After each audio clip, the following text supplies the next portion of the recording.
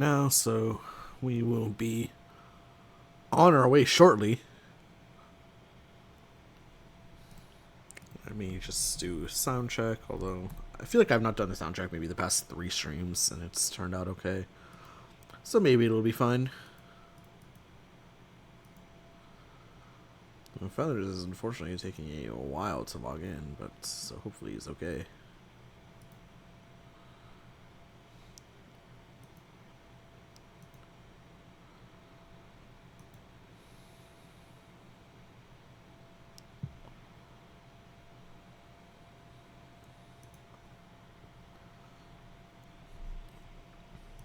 Oh, there it is. Feathers just, looks like he's loading in now. Yep, he's in. Still got 999 ping, but he's in. This, of course, is a CPAT Certified Banger of the Week. I feel like I've not used that term in a while. Maybe since Chimera Summer Bash? I don't know. But we have two pretty strong players. Both of them, of course, 2-0 so far in Backyard Brawl. So this is definitely two of the heavy, not heavy favorites, two of the, I'd say, I claim these are both favorites to, get maybe a 4-1 or that coveted 5-0 record to win the tournament.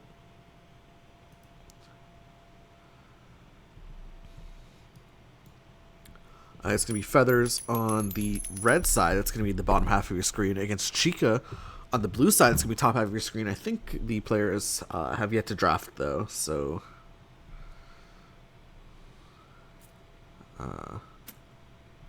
let's see what happens. Chykka starts with Amelia. Okay, interesting. I think this gives Feathers free reign to take Chip and Hakumen. Well, I'm not sure if that's what he'll go for. That's what's generally his strategy has been, playing Chip, Hakumen, and a third character like Millia or Angie, from what I've seen and from what I've discussed with him. Although, let's see what does happen here. Millia, of course, this character gets picked all the time. I am frankly bored of Millia gameplay, but this character is just so strong, and yeah, it is just as we predicted for Feathers. It's going to be the Chip and the Hakumen incoming. Now Chykka gets to pick 2 characters, and then Feathers will round out his roster, probably with Angie, if I had to guess, unless Chykka picks Angie. Chykka has been going for like Nago and Soul in a lot of these cases, so let's see what he goes for. He goes for Potemkin and Leo. Okay. I don't think I've seen either. I've seen Chykka play Potemkin. I've not seen Chykka play Leo before. So that's definitely an interesting pick for him. That's a new one as far as the tournament's concerned. I think I casted both of his matches, if I'm not mistaken, so far in Backyard Brawl. And he's picked the Potemkin before, but he's not picked the Leo as far as I'm concerned, as far as I know. Let's see who Feathers decides to round out his roster with. I would guess he picks like an Angie. I think he likes that character a lot. Is there any other character that he'd pick? Maybe he pick like Ram Lethal, I don't know. Axel, maybe? He'd pick Axel. So probably Axel or Angie coming from Feathers, if I had to guess.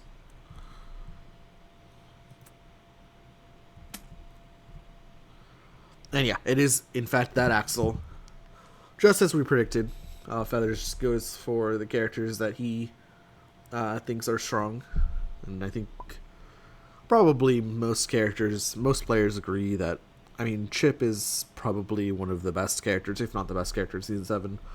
Hakumen, of course, a very strong character from Season 5. And Axel, another character that's definitely very up there in a lot of people's tier lists as well. So no surprise to see Feathers represent the top 2 here.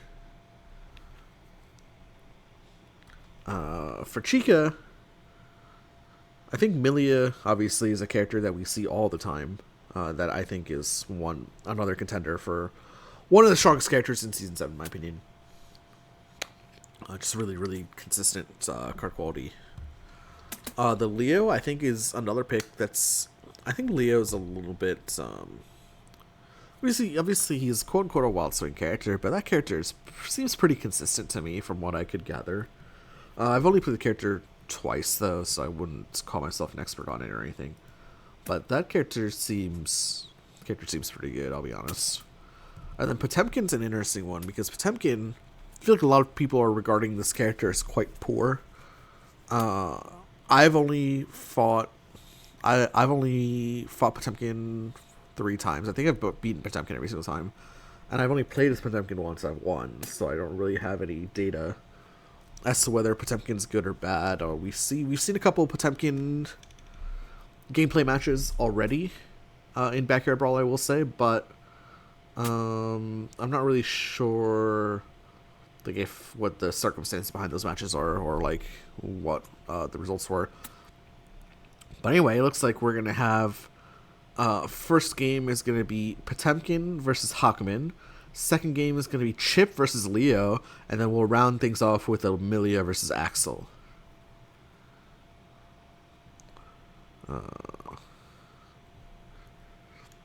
So it's like we are set. Just players have to get their decks ready, and we're good to go. Yeah, it's going to be Potemkin, Hakumen, Leo, Chip, and Amelia Axel to round things out. This, of course, is a best of 3, as all of the other ones have been. And then a lot of players actually do opt to play all 3 matches, even if they lose the first 2. So likely we're in for 3 full games, although who's to say? Potemkin versus Hakumen. So Hakumen is a character that, although we've seen Feathers play a more aggressive brand of Hakumen than we've seen from 6 more successful Hakumen players in the past. Although we saw it last week into who? We definitely saw Feathers play into Lethus, I believe. And Feathers actually used a very like almost rush-downy style of just mashing ultras. I think Feathers actually won. This looks like Feathers will be going first, and Potemkin will be second. I think Feathers won without even reshuffling. I think he might have exceeded, but he didn't. Actually, I don't even think he exceeded. I think he just won on front side, just like mashing ultras. And then Potemkin, of course, when he initiates strike at range 1, he gets a little bit of bonus stats. For 4 exceed, he gets +2 power, +2 armor. Take a look at his cards here. The card quality is not great. It's not bad. I mean, so okay, this is a mid speed, but it's a mid speed that doesn't.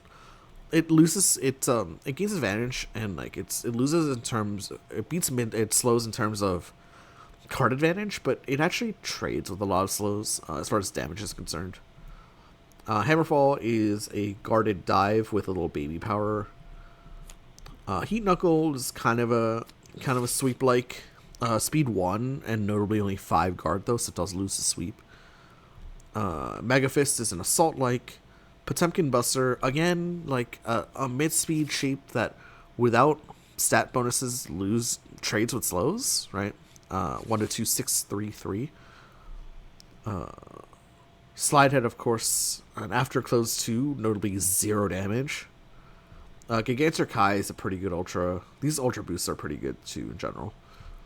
And for Hakumen, of course, we have Enma, which is a speed 6 range 2 option. As we see, Hakumen boosts Fierce, has +2 power, threatening an above curve Gurren here. Gurren, of course, is kind of a fast dive shape.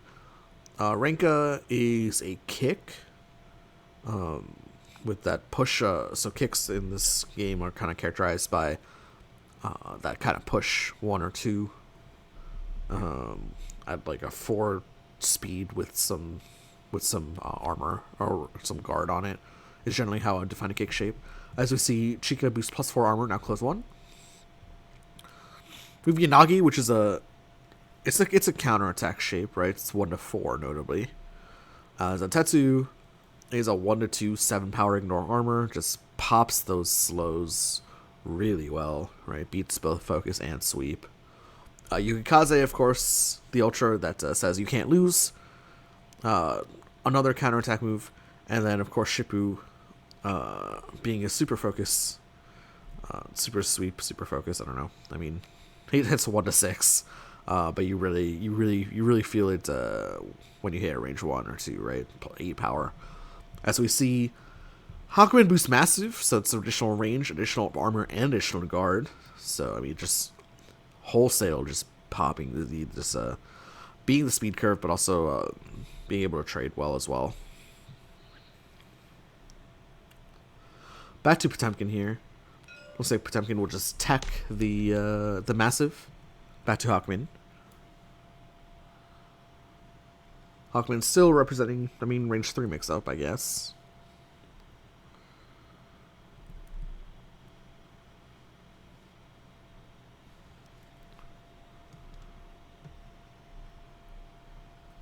And of course, for the UA, Hakumen on front side, on a turn that he doesn't strike, he builds a gauge, courtesy from the top of his deck.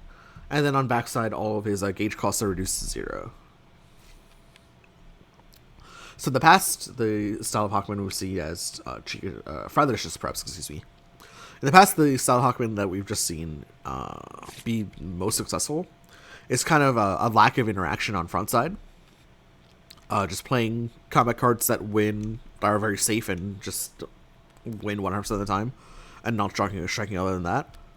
As we see a flawless defense come out, +4 guard for Chykka, and it's an immediate strike for Feathers. And Feathers just nopes out of there. Interesting, loses the Fierce for it. But Potemkin probably wants to deny Potemkin the gauge, of course, because the flawless defense boosted. So if Hakumen did not strike into that, that would be gauge number 1 for Potemkin. It's a slash for Potemkin, so he does move into range 3 again. Hakumen just crosses out. So kind of null beats the strike there. And now it's back to Hakumen here after Chykka preps. But yeah, as I was saying, the style of Hakumen that has generally been most successful in tournaments, from what I've seen, is the lack of interactivity on front side, and then on backside, that's when you interact with the opponent. You get to interact with the opponent for 3 turns, double all your gauge costs, and then rinse and repeat. Kind of only using gauge if necessary. Although Feathers in his last week, and last week's match was not afraid of using gauge on front side, which is interesting, and definitely won. So worked out well for him. It's going to be another massive booster for Feathers. Now this one's a little bit more interesting. This one just says just trade with me. Really, the +1 range doesn't really affect a whole lot of cards. +1 range affects a card like Renka, I guess. But doesn't really affect like a whole. And I guess it gets you additional range on Zentetsu, but I don't really foresee Chykka Feathers playing a front side Zentetsu, or maybe I'm just wrong there, and maybe he just does. But this is more. I feel like it's more for the armor and the guard than it is for the range, because there's not a whole lot of cards outside of Renka and Zentetsu that the range really affects. I guess you can get an above curve Enma. As we see Chykka boost now close 1 at the start of your turn, add this to gauge. So again, telling Hakumen, hey, you want to strike or you want to give me gauge. Same as the flawless defense. Now range 2, notably with +1 range, would be where Grass becomes a really good card for Hakumen, but unfortunately both Grasses are down, right? One was boosted at Fierce, and one was added to gauge at end of turn. So that's kind of one of the downsides of Hakumen, is that you go through the deck faster and you kind of bleed options faster than the average character. So it's losing that part of the range 2 mix up with massive up should Hakumen decide to strike here, of course.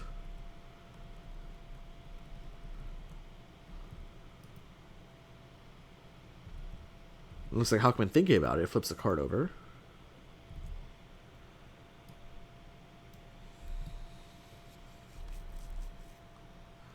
Takes a look at that card face down.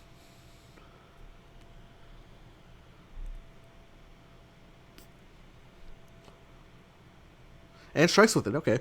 I mean, so basically it is actually that kick shake that we were talking about, that Renka. Unfortunately, Hakumen just crosses out. Potemkin crosses out, so the Renko, of course, will miss, but that's going to be 0 damage, because the Renko, of course, has 1 innate armor, and then Massive had 2 armor on it. Luckily for Feathers, it's a hit effect, so a lot of Hawkman's specials require gauge expenditure. But unfortunately for Feathers, Renka has a hit gauge expenditure, and because, of course, he didn't hit, doesn't actually have to spend the gauge. It's going to be Chykka boosting the FDB. Attacks at range 4 do not hit you at the start of your turn. Add this to your gauge. Hawkman, of course, doesn't really... I mean, he has range 4 Gurren, right? Both reaches are down, so can't extend range that way. Both massives are down as well, so can't extend range that way either. So she doesn't really have a card that hits here. Basically just saying, okay, I'm going to key charge here if you don't strike. And Feathers has been more than willing to just strike in these scenarios, right, where Potemkin's been threatening that key charge. So maybe you could, in theory, just like strike with a focus. Maybe try to bait out a Hammerfall, or bait out a Slide Head even. I wonder if Feathers opts to go for that route, right? To attempt to deny gauge off the FDB. Right, so focus in this case would go second, right? But it's actually not meant to be. Hawkman just preps at range 5. That Potemkin Buster gets added to gauge. And that's going to be a strike here for Chykka. I mean, the only card that hits is that Slide Head. 1-8, 0-2, 1-4. This could be bait. This could just be blocked to build gauge at range 5 from Potemkin. I mean, 3/4 of the way to either that Exceed side or that Heavenly Potemkin Buster, right? Of course, the level 0 play is just playing Slide Head, right? 1-8, so hits full board. 0 damage. But has a sweep effect and has close 2 on it as well.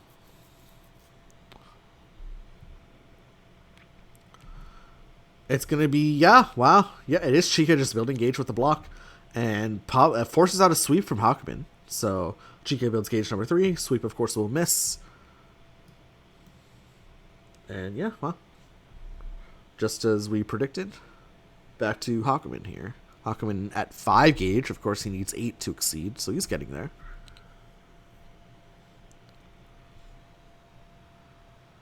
The gauge recursion is not terrible. It's not great, though. Obviously, Hawkman on backside, when he exceeds, his overdrive allows him to pick up a card from his overdrive gauge. Discard one to pick up one, rather. But we're looking at this gauge here. It's not great just yet. Though three more opportunities to make it look good.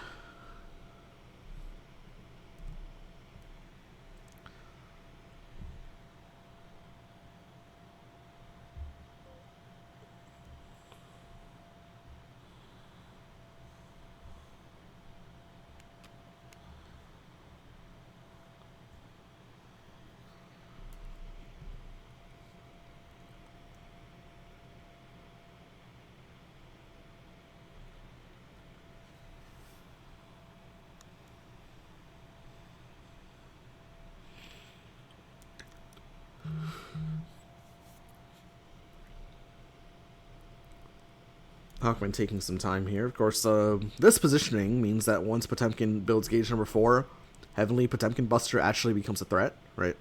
Because there's no space behind him. And it's actually going to be a parry coming out here for Feathers. Parry looks like it whiffs. And we see a revealed hand of Focus, Garuda Impact, Hammerfall, Slide Head, and of course that Heavenly Potemkin Buster that we were talking about earlier.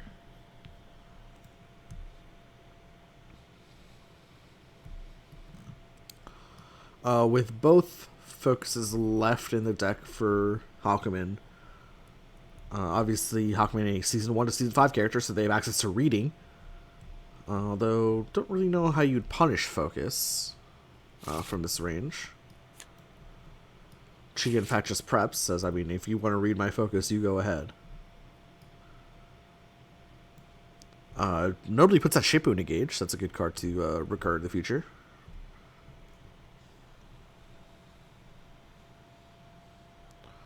Wonder what the parry target was there. Maybe Enter Kai, or maybe could have even just been a parry block even.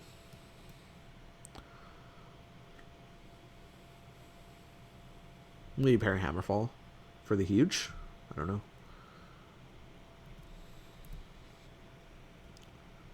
Anyway, back to Hawkman here. Obviously, we're not going to be seeing a strike here for Hawkman. He is super incentivized not to do so. Again, that hand was what?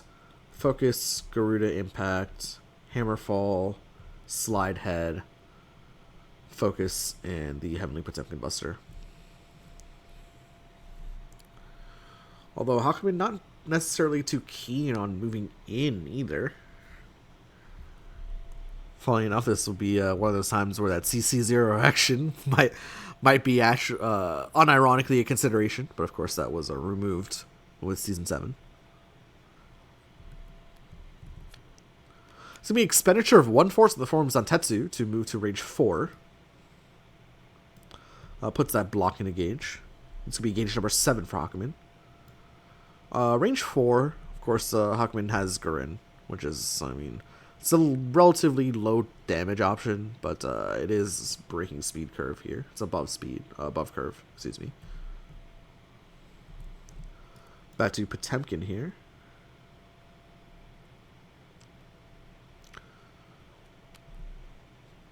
I don't know, Gurren's like a weird option though, because it goes gauge neutral. It gets you advantage at least, but it doesn't really matter a whole lot. And it trades with Hammerfall and puts Potemkin in range 1 with 4 gauge as well.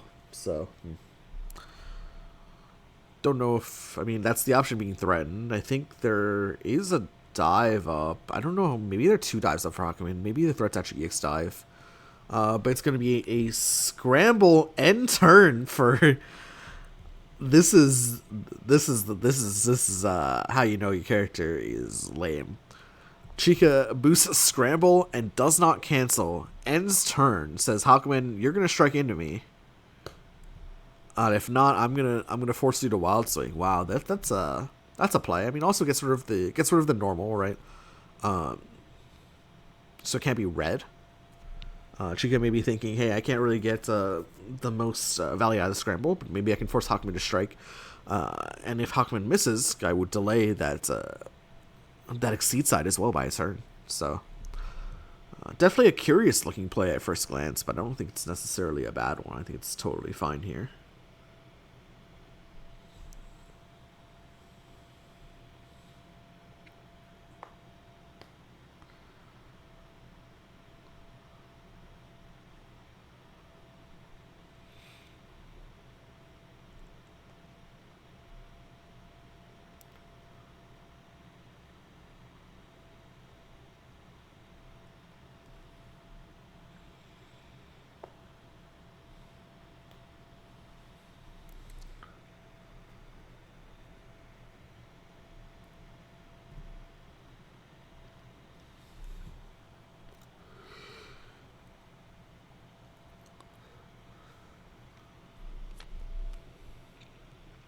Hawkman spends 1/4 in the form of Spike to move back to range 5? Okay, sure. It's a play. Scramble is still boosted for Chykka, of course. Now if he strikes, Hawkman must wild swing. Hawkman does build gauge number 8 off this, though. In a lot of ways, this does make sense. Hawkman builds gauge number 8 so he can exceed. Potemkin's options all will, at this range, well, I mean, he just has the slide head, right? We'll move him into interactivity range, and of course, once Hawkman exceeds, he doesn't want to actually interact, so.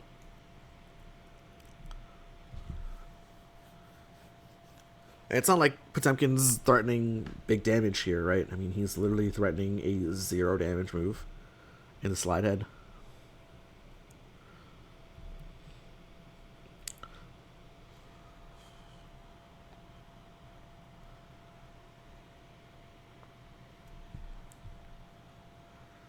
And this is exactly what this is more traditional Hawkman gameplay this week coming out of Feathers than what we saw last week, I would say.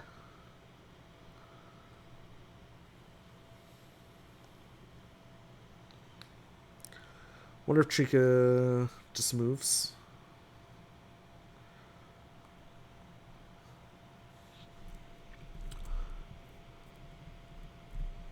Chykka maybe can boost like a key charge boost maybe as well here.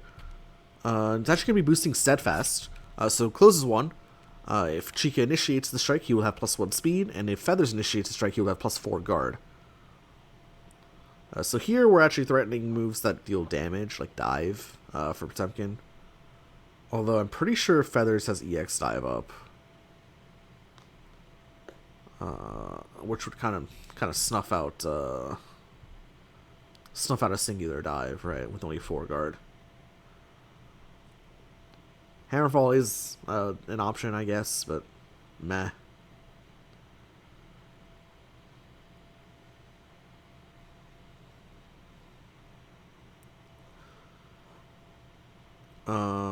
But I'm pretty sure due to the scramble, Hakumen will want to just initiate a strike here.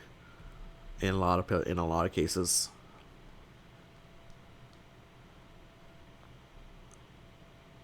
Although, I mean, life totals are at 30-30. You could just say I'm gonna lose the strike, but hey, Potemkin's maybe gonna move in with his combat card, and then I will have my chance to exceed, and then Potemkin will be close, which is where I want Potemkin to be when I'm exceeded as Hakumen. So, and in fact, it's gonna be Zanshin boosted for Feathers. Discards the Enma from hand. Builds gauge number 9. It's going to be stun immunity before if you were hit +3 power and add this to your gauge.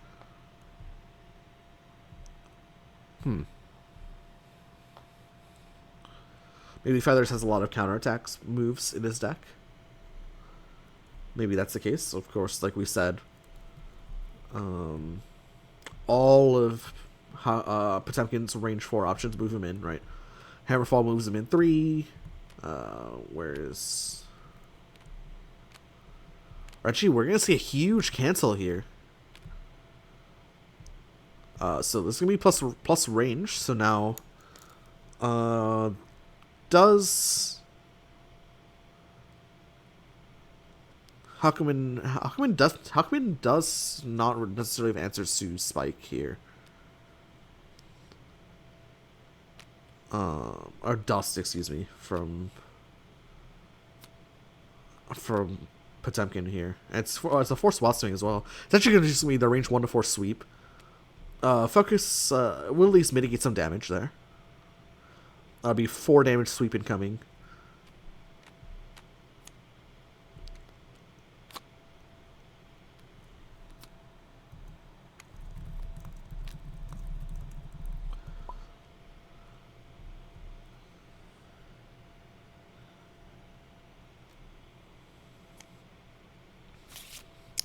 And yeah, technically, Feathers draws afterward. So drops his intensity from hand and then draws the card, and then he's supposed to. So 4 damage into Hakumen. First strike of the game with Hakumen on a 3-card deck is yeah. Then we're in for the long haul, guys. We are in for the long haul. Potemkin goes gauge neutral on that, right? Because he spent a gauge to cancel. But wins the strike and diffuses the Zanshin. It's going to be Hakumen at 10 gauge with only 3 cards. So that's Hakumen will be exceeding shortly. If not this turn, then probably next turn.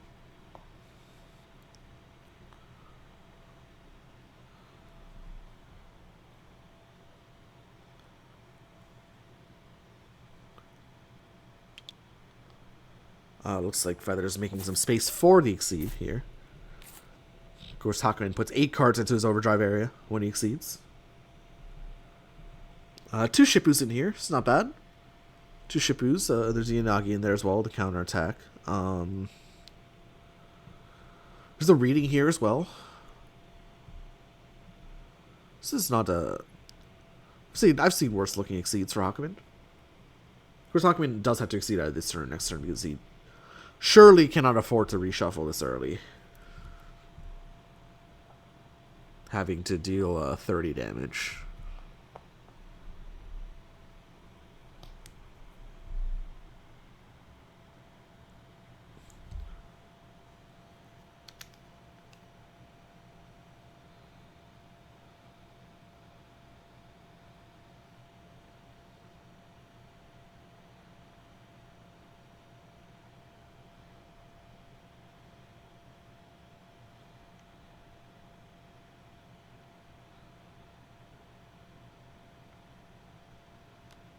And yeah, it's that Exceed side, as we predicted. Gauge costs will be reduced to 0. Hakumen puts 8 cards into his overdrive area from his gauge, and will reshuffle his deck. Chykka, of course, will just check what 8 cards are up for Hakumen. 5 in hand, 3 in deck.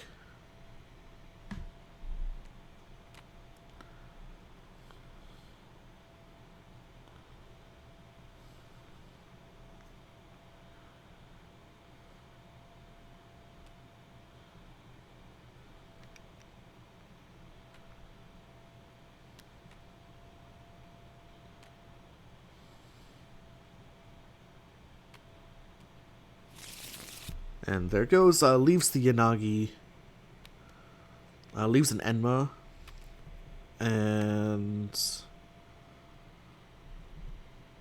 well, needs to take needs to put 1 more card in the overdrive. Only has 7, puts a Yanagi. We'll draw for end of turn, off a freshly shuffled, reshuffled deck. I wonder if Potemkin just says no and runs away. Range 4 is pretty far away, but you can get further. Of course, that would be an extreme action to take. But no, yep. Chykka spends 1 force in the form of dive to move to range 5.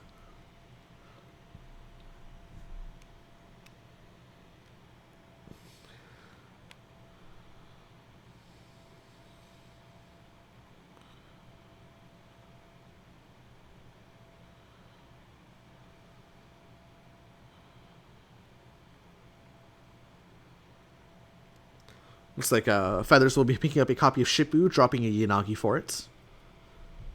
That, of course, is the overdrive effect, courtesy of Hakumen's Exceed side.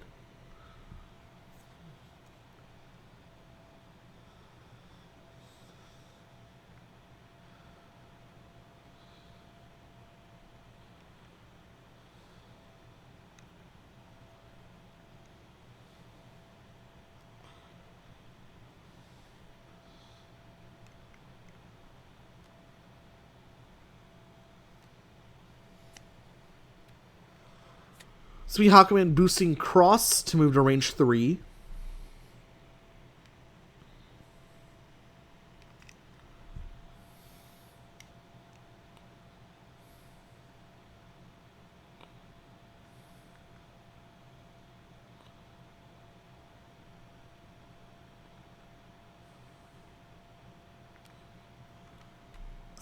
Now it's going to be Chykka boosting Armor to move to range 2. In the form of Burly Hearts. Overdrive must go off for Hakumen here again.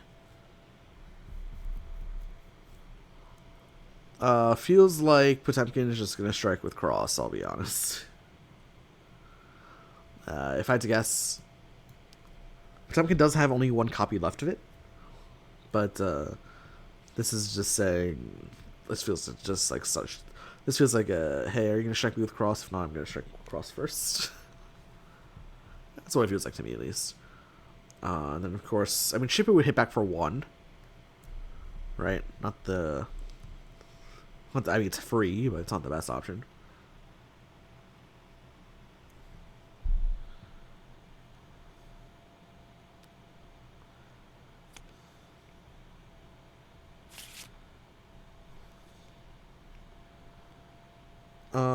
Looks like Hakumen brought back Spike.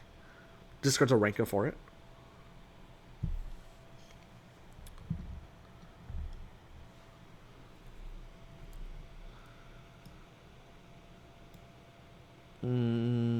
I feel like Potemkin is just going to strike with Cross here, though. I feel like if Potemkin didn't have Cross in hand, Chykka would have literally spent this as force to move back to range 5 again. If I'm being quite honest. It's going to be Hakumen initiating a strike here at range 2. EX Garuda Impact. Okay, so this trades with Shippu. Not quite the option I was thinking of. EX Garuda Impact will go first. We'll hit for 4 after armor. We'll gain advantage. We'll discard 2 cards. And then Shippu, of course, will hit back for 4. because there's 4 armor on this Garuda Impact. Chykka gets 2 cards at random out of the hand.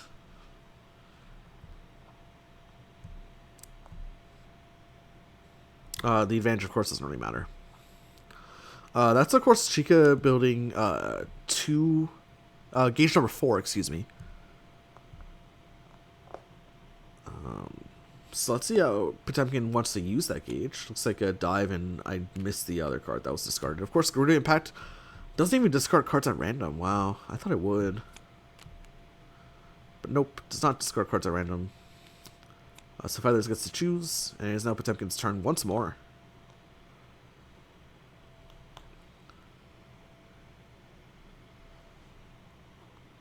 Chykka a little bit low on cards, unfortunately. Maybe he just has to prep. Yeah, preps. So I mean, now's the chance for Hakumen to do some real damage with that Shippu, I guess. Will Hakumen takes the Shippu back. Probably just drops the grasp or the block. Yeah, he drops the grasp. Takes Shippu back, and surely just initiates a strike here. You can go with like an on-curve Enma, or you can go with a Shippu. Also took back a Spike, so Spike is an option for Hakumen at this juncture.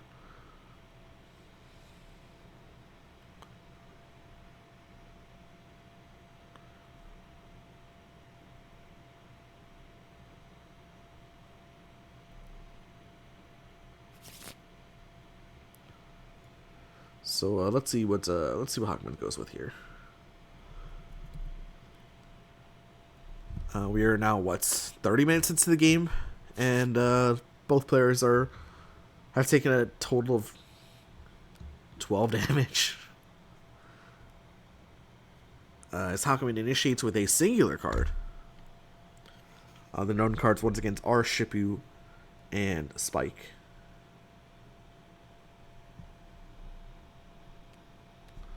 It's gonna be Potemkin playing the defense's Dust! And that will beat the Shippu. Wow, the hard callouts here from Chykka. Of course, Dust will pop the defenses of Shippu. It'll be 5 more damage to Hakumen. And that is not what you want to see if you were the Hakumen. Chykka gets the read, and that was actually just a read. Very rarely do you call that things and exceed reads, in my opinion, but that was a pretty hard read there. That's going to be the Steadfast boosted. That's going to be now close 1 and conditional speed or guard, depending on who initiates the strike. And Hakumen will pop out of Exceed form, probably takes the focus back, or maybe takes the block back. I think both are okay to take back. And Hakumen will, of course, de-exceed off this. De-exceed will revert, is the real word that we use. Takes back the block, drops the focus, and flips back to frontside. And Potemkin smothering Hakumen so far in the first half of the game.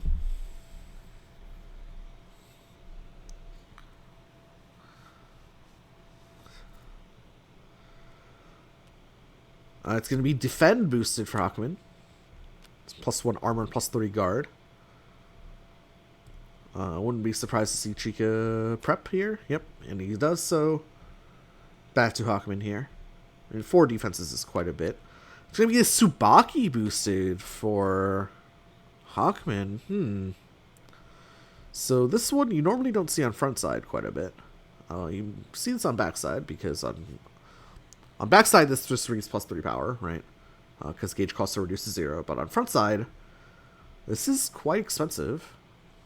Means that Hakumen, if he wants to spend the full 3, won't be if he wants to spend the full 3 here, won't be exceeding on this side until post manual reshuffle, excuse me. Chykka here, a 7-speed cross is pretty free. The only cards that trade with it are Yanagi and the Ultras. The 1 copy of Yanagi is down. We're actually going to see a parry come out. Parry's the Grasp. Okay, interesting. That's the 2nd copy of Grasp down. So now speed 6 options for Hakumen or for Potemkin are just King funnily enough, with both copies of Grasp down. Because EX Enma is not an option. Although Hawkman remedies that immediately by boosting Light. Both copies of Dive are down for Potemkin, so can't just tech it. As a Yukikaze, it drops the gauge. Cross doesn't look so free anymore. Up against the +2 speed. And so Chykka pivots the boost war into boosting armor. That's +4 armor.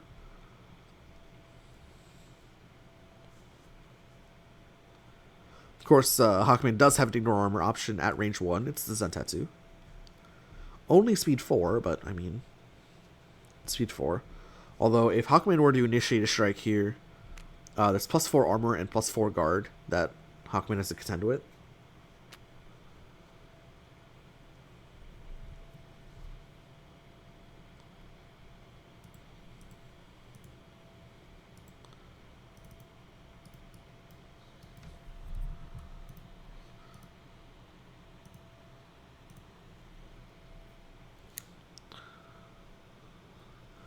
Chykka with 6 in hand, 6 in deck. So, although, Hawkman did discard the focus, didn't he? He discarded the focus, so can't, I mean, can have the second copy. Kind of drawn it. 5 in hand, 7 in deck for Hawkman. This will be an expenditure of 1 force in the form of Enma to move back to range 2. A second Yukikaze gets put into the deck. Now we're just threatening Spike, I guess. Although Chykka is looking at these options, thinking, are there any options that beat Cross, right?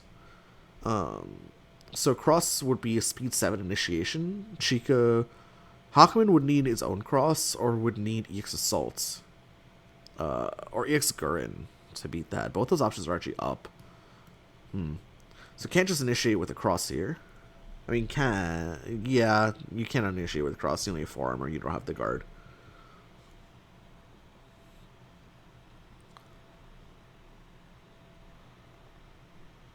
So EX Assaults or EX Gurren, I think, is also up.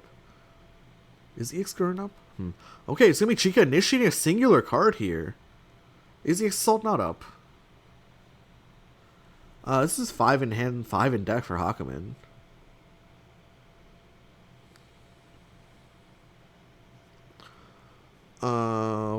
What if this is not Cross? What if this is like Sweep?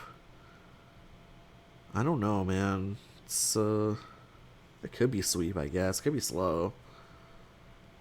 Would Feathers really respond with defensive Spike? Is the question. Wonder if Chykka gets 2 sick reads in a row here. Plays a slow here.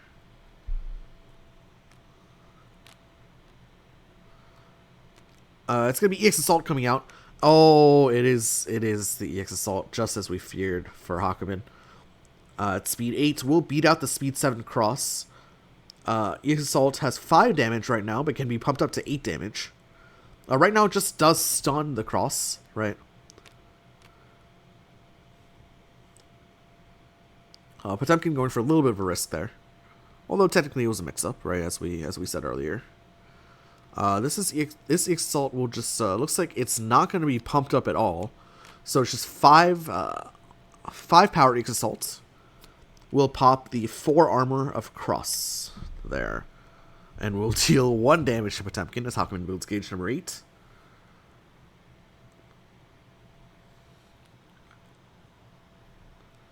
Hawkman with 3 in hand, 5 in deck. Potemkin with 5 in hand, 6 in deck. Hawkman has built gauge number 8 with that EX Assault, so is ready to succeed if he wants to. Succeed it's kind of spicy. It's early for Yukikazes to do work as combat cards. So maybe Hawkman wants to draw a little bit more juice before he goes into the Exceed, maybe with a prepare action.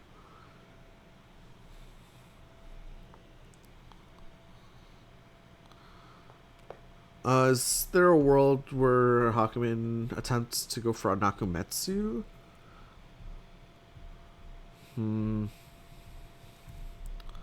That would be cool. I mean, I don't think it's gonna work, but it'd be cool.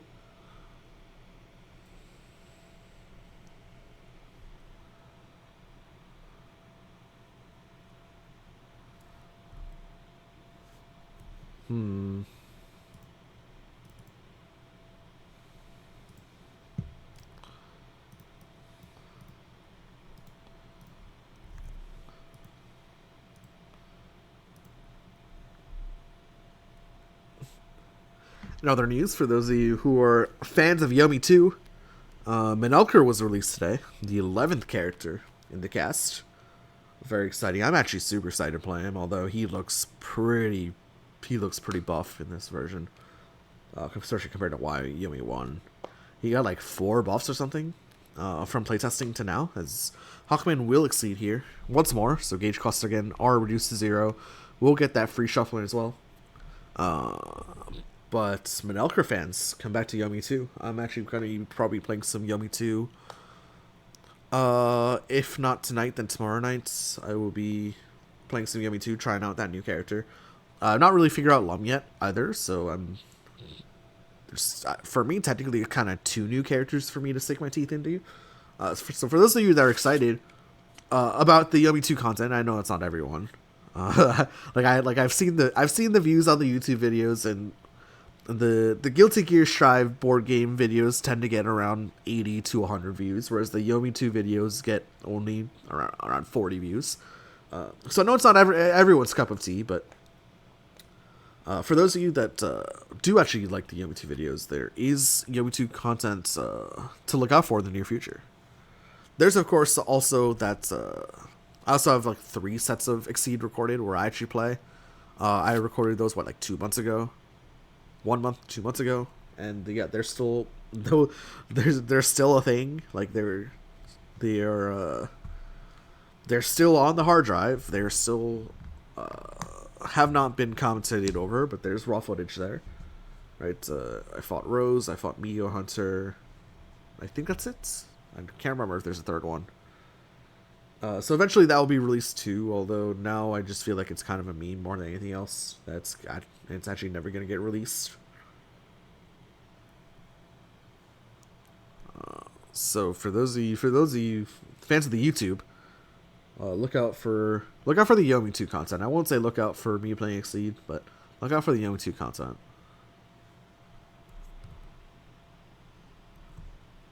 Right now I'm actually playing the what's it called? The Gwent RPG that came out like 4 years ago. It's called Thronebreaker. I'm playing that, although I just reached the final act, and so far I'm playing on the hardest difficulty, and so far the game's been like really easy, which has been unfortunate. Okay, Potemkin initiated a strike here, which I've been a little bit unhappy with. The game's been really easy. I feel like I'm not using the cheese strategies in the game either, which has been a little bit disappointing. So maybe I might not finish it, and maybe I should just stream that instead. I guess that's another technically in the realm of like strategy card game. They stream or record myself playing Thronebreaker, but I'm already in the final act now. It's way too late for that. It's gonna be Potemkin initiate range 1 slash. Just gonna be block for Hakumen, so that's gonna be 5 damage incoming. Of course, because a strike was initiated at range 1. Hakumen drops a spike and takes 1 damage. It's gonna be gauge number 6 for Potemkin. Gets advantage as well. Chykka playing these like cheeky combat cards that are like taking advantage of how safe Feathers has been twice so far this game, right?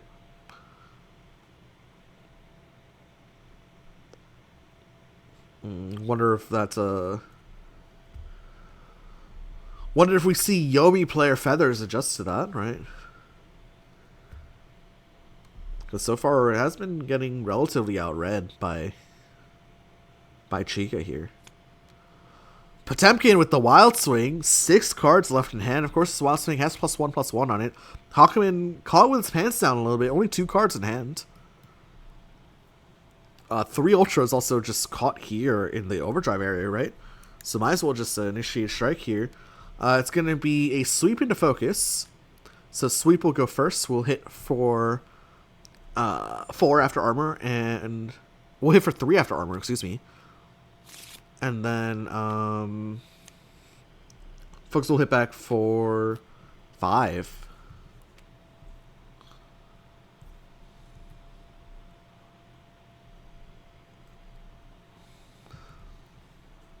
Was Chykka 26 before 25? I can't remember. Oh, let me actually just look that up now. I feel like he was at 26, but maybe I'm wrong. It's not like there's a whole lot of action going on right now, so I'm just going to go ahead and check real quick. No, he was at 25, okay. Anyway, it is now Hakumen's turn. Chykka now has a treasure trove of gauge, has 7 gauge to his name. Hakumen goes ahead, picks up Yukikaze. Not in like the best position though. Both strikes from Potemkin. Hakumen responded with cards from hand, so really low on the hand size, and yeah, Hakumen just has to prep here. Back to Chykka. Chika's a whole bunch of force to his name. Surely he doesn't go for the wild swing again. Although, if you go for the wild swing once, I don't see why you don't go for it again. And Chykka throws his wild swing across to his gauge. Disdainfully strikes here.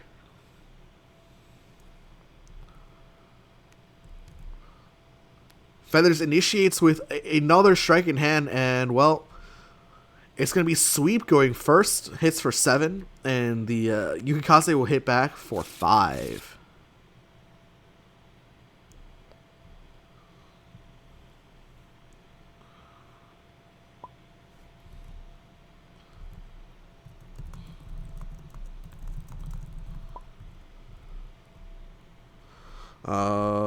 I believe Chykka was at 22, but let me just go ahead and check. Go ahead. Oh, please mute. Thank you. Videos.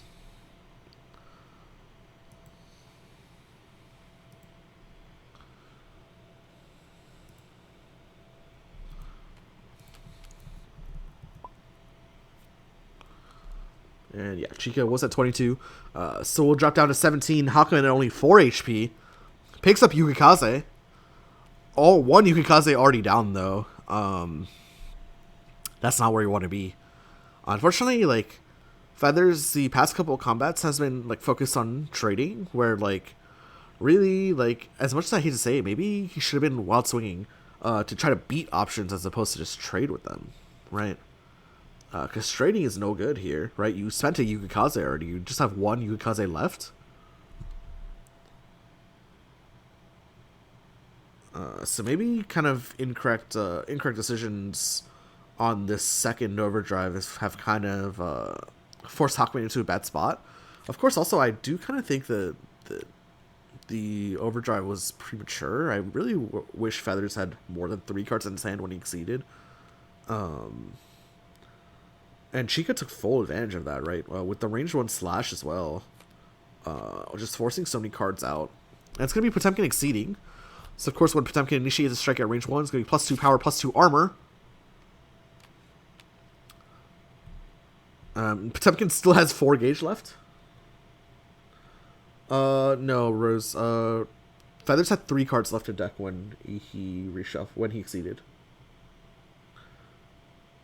So he definitely could have prepped once, prepped up to 5, and then reshuffled. Maybe there's a chance those options in deck were just kind of trash, but it's left Hakumen with just like a complete lack of cards, right? To deal with kind of this offensive pressure that Potemkin's been putting out, and because Hakumen's not responding with wild swings, he's spending cards from hand, and now he's spent 2 of the 3 turns in overdrive just prepping, right? Definitely, and on top of that, also spent a Yukikaze as well. You definitely want to have 2 Yukikazes, not 1, right? When you're at this health threshold. So Yeah, I'm not really agreeing too much with the plays, the recent plays that Feathers has been making there. Although maybe he's been forced to making those plays because we don't really know what the hand and discard contents are.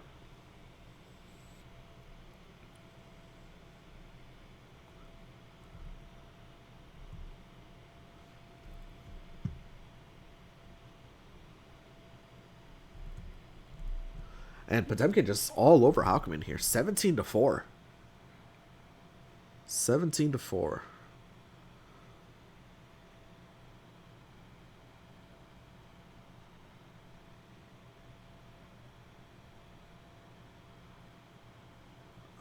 Akumetsu, you can't even use Akumetsu anymore, right? Because Hawkman cannot reshuffle and maintain Exceed mode, right? Because this is his last turn of Exceed mode. So Hawkman can't even Akumetsu out of this one.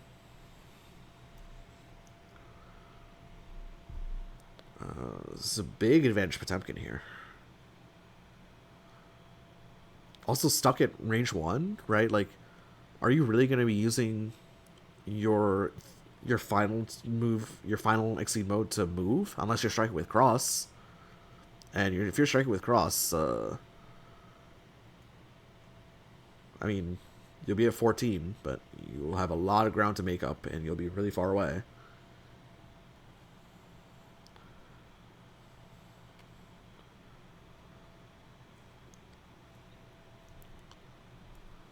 Anyway, I think Hawkman picked up a Shibu. I don't know what was dropped. It's going to be a Gurren boosted. I don't understand. Gurren boosted so Potemkin just doesn't strike into you on this turn? Does Potemkin care? Maybe Potemkin cares. He only has 2 armor. Depends on what options are left here.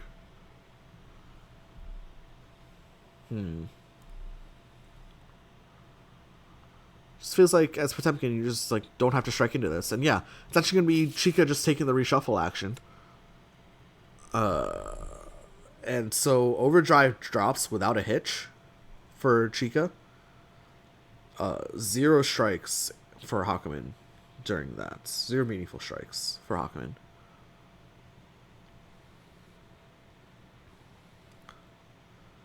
As Hawkman, of course, reverts as soon as he picks up either Assault or Zantetsu. Picks up Zantetsu, drops the Assault. 3 gauge to his name. So can't even Yukikaze just yet.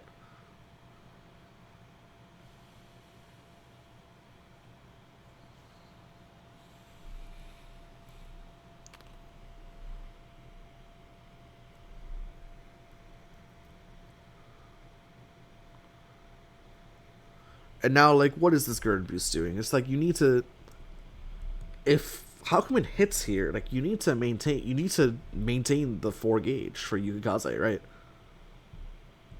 So this Tsubaki boost is just doing nothing. Just says, okay, I mean, basically just said pass turn, but you also have to pass turn. But then Chykka uses that pass turn to reshuffle, which is a way more impactful action. Get those options back into the deck.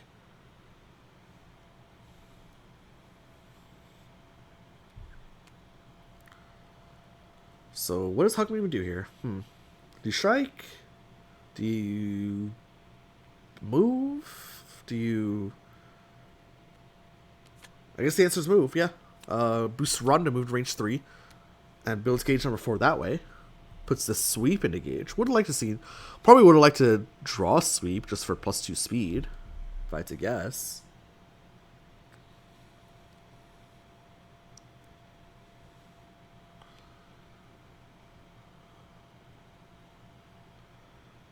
Chykka at range 3 probably doesn't have the best options. It'll be reshuffled with EX Mega Fist left in deck, right?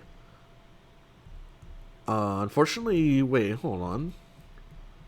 Surely this is not just a Megatona Furioso cancel into a strike, forcing out the Yukikaze, right? Put Hawkman down to 1, you'd be at 11.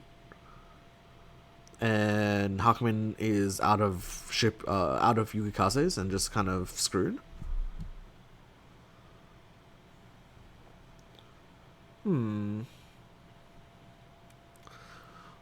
Funnily enough, this position is also one where Heavenly Potemkin Buster, although both copies wore down, uh, undercuts the Yukikaze. So the Yukikaze goes first, misses, and then the Heavenly Potemkin Buster hits back. That's a funny one right there. It's a funny interaction to look out for. Although I don't think we'll be seeing that. That's a colossal waste of gauge.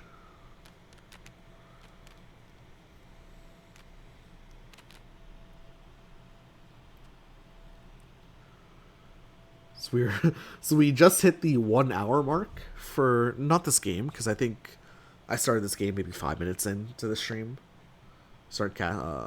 But it's a long one. It's a long one. Hope you guys are still with me. Drink some water if you haven't.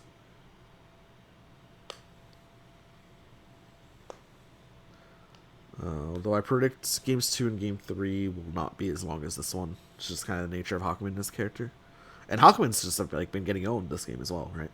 It's not even like it's not even relatively close. Chykka's just kind of been all over Hakumen here. Both are slow, methodical players as well. So I hope you guys are still with us.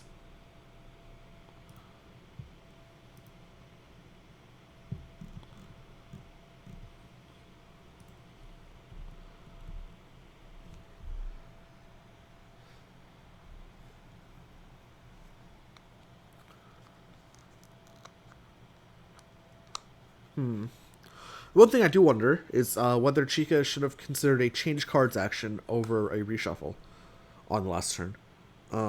Get maybe fresher options into the hand would maybe kind of be the only the only criticism I would see from that last reshuffle action from Chykka, because maybe he wants to or he needed to get fresher options. I don't really know what was left outside of EX Megafist though.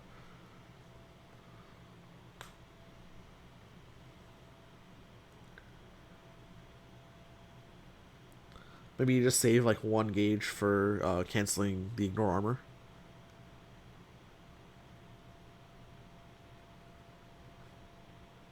Maybe that's would have been better. I personally am a big fan of like when you have like 2 cards left in deck, just change cards to everything. I'm a big fan of that personally. I love doing that. Just makes your hand that much more unpredictable. Means that you're potentially ready for like way different options that what your opponent was expecting beforehand, and they have to play around it, and it's just really difficult to play around. But outside of that, I think Chykka's Potemkin play has been really, really good.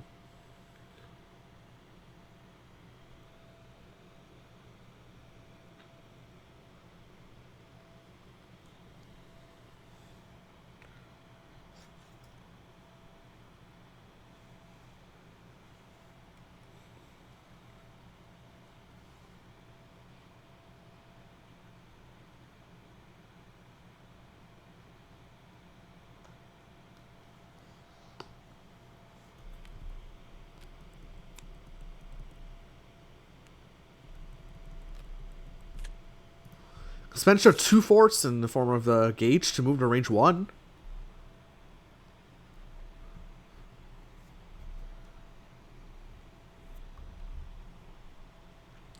Now an ignore armor cancel basically just like can't lose anything with the Yukikaze, right? It's like a 3 damage Mega Fist. Wasn't enough to kill, so technically Feathers could have done something, right? So in a world where like we were at range 3 in that position, right?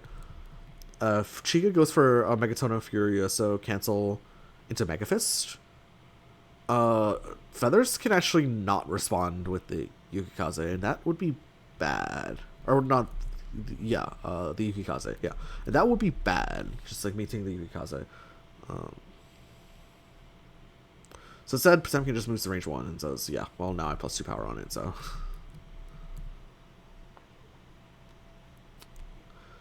Expenditure of 2 force in form of Spike Dive. Will there be more?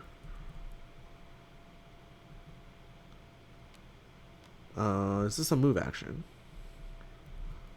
It looks like it probably is a move action if I had to guess.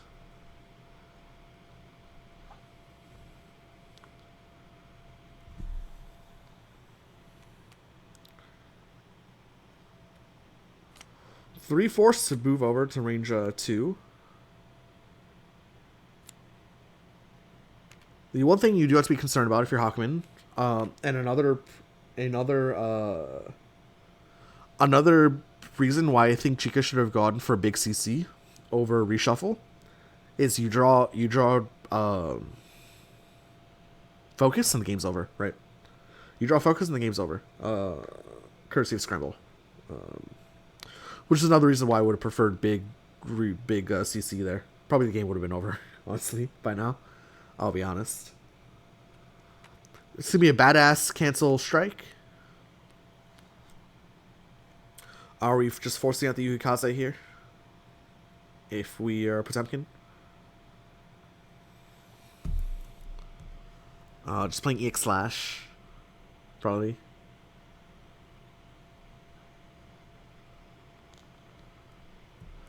Does Chykka ever play bait here? Does he ever like swing with grasp?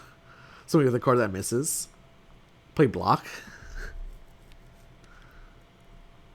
Of course, if Chykka plays the card that misses, then of course Yukikaze whiffs as well. Although you're up 17-4, there's no need for this kind of tomfoolery. I think you just play it legit, especially if you have gain advantage on this strike. What if this is a Garuda impact at speed 5?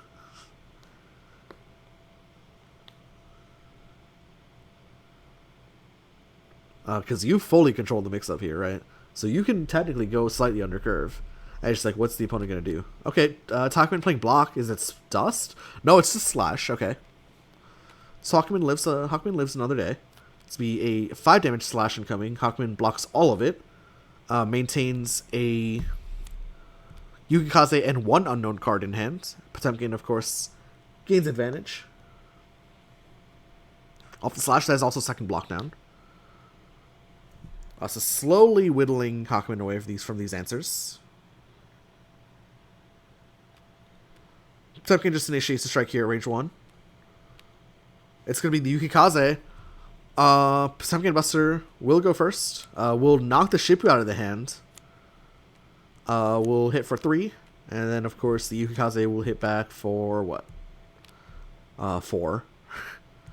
As Hawkman does advance 2.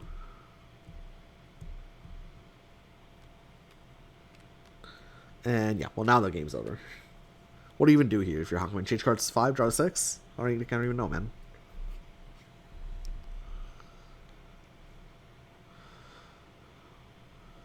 Well, you can't, because, well, you need a Yukikaze, but do you need a Yukikaze? I don't know. This game's probably over.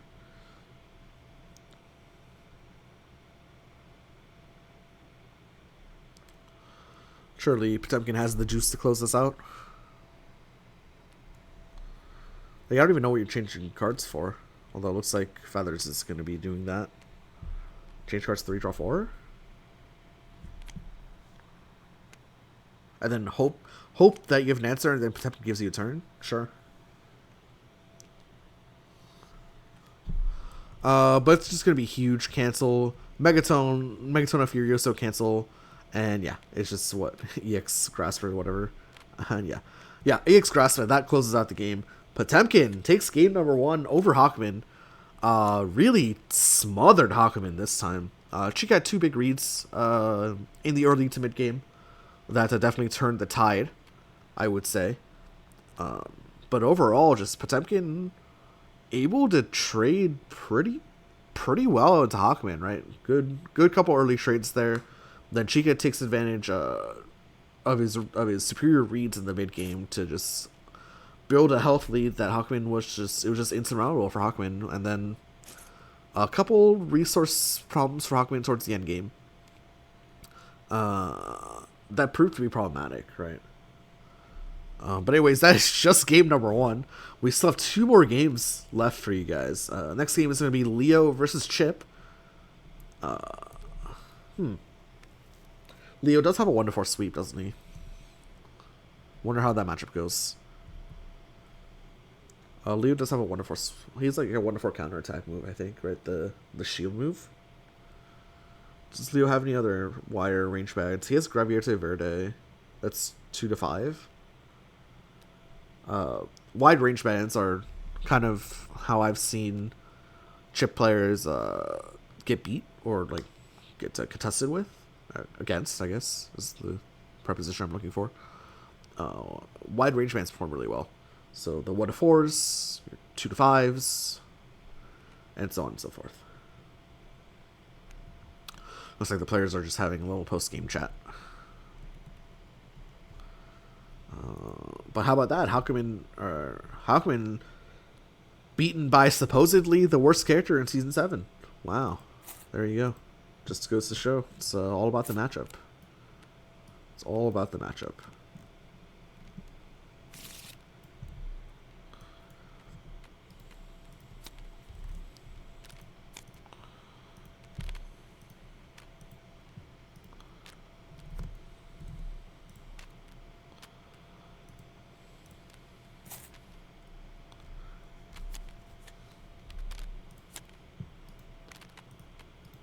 Anyway, it looks like the players are prepping for game number 2. It's going to be Chip, king of evading counterattacks after you may advance or retreat 1. Taking on Leo. Leo, of course, does not really have a frontside UA, but when he is exceeded, gets +1/+1 on all of his wild swings for free. Take a look at Leo's kit here. This card is middling when played from hand, but it's very good when you exceed. Gravita Verde, traditional slow fireball. But look at that boost. That boost is insane. Gistober is that kind of the type 1 shape. Type 1, where, of course, if you cross over the opponent, you get a benefit, although the benefit here is just exceeding. Eisensturm is kind of a counter-attacking move, it looks like. Stolz gives you like control over your wild swings, which seems really good on this character. Conshield is the card that we're talking about, the 1 to 4 counterattack. These kind of shapes are really good into Chip. Because Chip's whole game plan is to avoid counterattacks by moving to range 4, courtesy of the UA. And then these Ultras, I don't really see them play as the Ultras, I see them more played as boosts. So your wild swing is a +2 power now strike, your wild swing is a +2 speed now strike, and of course paired with the UA, that's going to be +3/+1 or +1/+3. Chip's moves, of course, Chip has a DP, as we see Chip boost Flawless Defense. Chip has a super fast dive here. 6 speed. Don't know why they printed this. Also Daijobu, good boost, right? Because those downsides generally don't matter, right? Downside on this boost and this boost generally does not matter if you were playing well. Bankai Mesai is actually like a decent Ultra too. But drop 3 taking our action is just a really good boost. Generzan, Ignore Guard, not the best combat card, but Sukiyaki is just a fantastic boost. It's going to be Leo initiating a strike here at range 4. Could be the Gravita Verde, could be the above curve Gestober, could be a slow, like a Conshield. Could be bait as well, could just be blocked to diffuse the Flawless Defense. Right, how does Chip want to proceed here? Chip plays Cross, gets out of there. But it's the slow fireball. Oh no, Cross, there's no way Cross avoids the slow fireball. Chykka gets another early read. Unfortunately exceeds. And then D exceeds, right? Because he exceeds on after and then reverts on passive, but that's okay. Five big damage on the board for Chykka. Courtesy of the Gravita Verde. Cross down for Chip as well. Anyway, back to the kit here. Genderzan, Sukiyaki is a great boost. Gamma Blade's a fun attack. Sushi also a good boost. Harakiri is also a good boost. Also, like, Resho is like a weird, like, oh, I could just spam this at range 8 and you have to move in card. I don't know why, but sure. I think that's the whole kit. Yeah, that's most of the kit. Anyway, it's going to be Chip boosting Badass. This next attack will be EX, threatening either a 5-speed dive, threatening Alpha Blade, although I don't think it's going to be Alpha Blade, because Alpha Blade does not get the bonuses from crossing over. Could be Gamma Blade even. Gamma Blade avoids a lot of stuff. Leo is in prime position, though, to respond with a Conshield, in my opinion. Just absolute prime position, right? To respond with this card. It's gonna be Leo just initiating strike here at range 4. I wonder if it is that Cod Shield.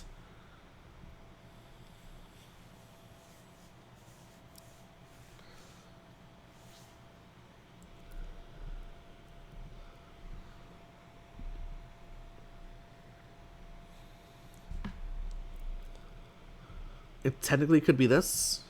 Gistover to contest EX dive. But I'm thinking it's this.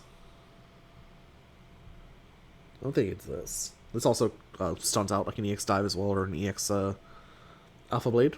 So yeah, puts him into Exceed mode as well. And gives Leo a nice little early lead. Chip plays EX Dive, and is that Con Shield, just as we talked about. So the EX Dive will go first, will hit for 6. The Con Shield will hit back for 2. After Armor, will stun the EX Dive. So Leo may exceed, and of course will. Chip can choose to be at range 2. Chooses just to cross over, okay. That's fine.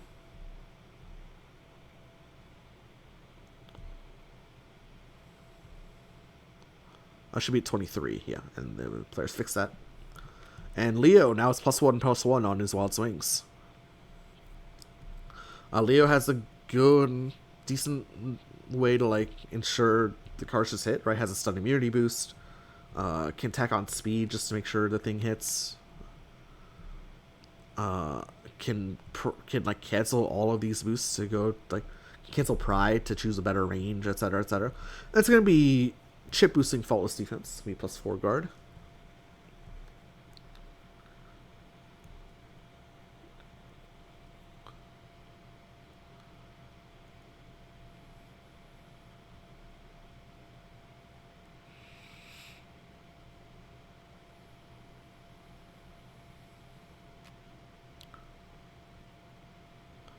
Back to Leo here.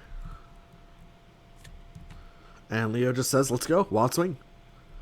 There are some cards I missed in Leo's kit, namely Spike and the second copy of EPT6 Verde. It's going to be Chip going for the Alpha Blade. And unfortunately, the Alpha Blade will get dodged. We'll dodge the Dust. So Alpha Blade will go first. We'll hit for 4. Chip will use his After to retreat to range 4. And then the Dust will miss. Oh, actually, Alpha Blade also misses. Sorry, my bad. Alpha Blade only hits 1 to 2, so it doesn't actually hit at range 1.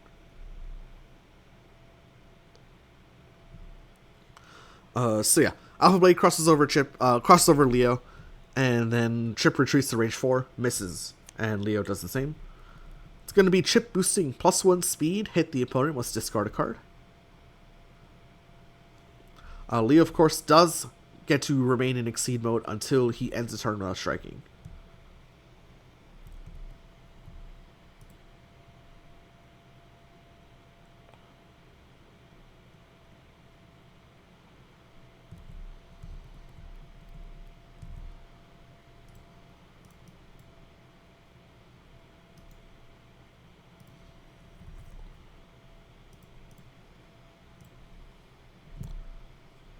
Back to Leo here. Leo at range 4, this is probably not the place you want to be. Almost assuredly not the place you want to be at. But no, just initiates a Wild Swing anyway. Chooses not to cancel or anything. Says, hey Chip, do you have anything? Chip plays Dive. Leo crosses out. So both players move up 3. Chip can choose to move to range 3 or range 5 if he wants. Looks like Chip's just going to stay at range 4 and just prepares. This makes sense to me. Will Leo just Wild Swing once more?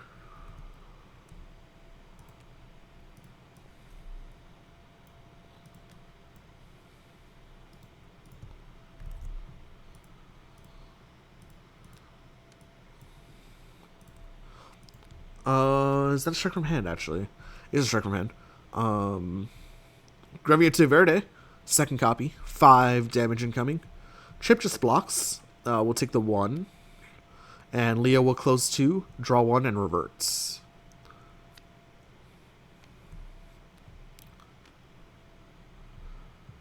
So that's both Brynhildr stances down.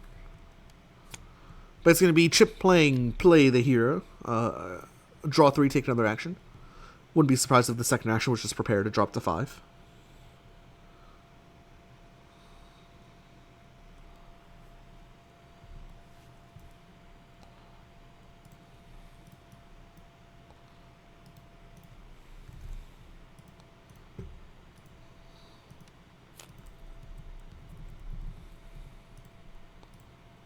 And yeah. Oh, actually, sorry. Boost second Play the Hero, draw 3, take another action. So draws up to 5. I heard the sound of drawing cards, and I assumed it was a prepare action, but it was not.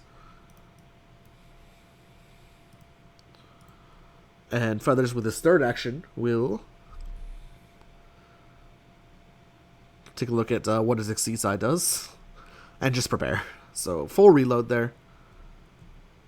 Courtesy of the double Bankai Messai, Bonky Messai, Bonky Messai. Bonky Messai is what we're going with here.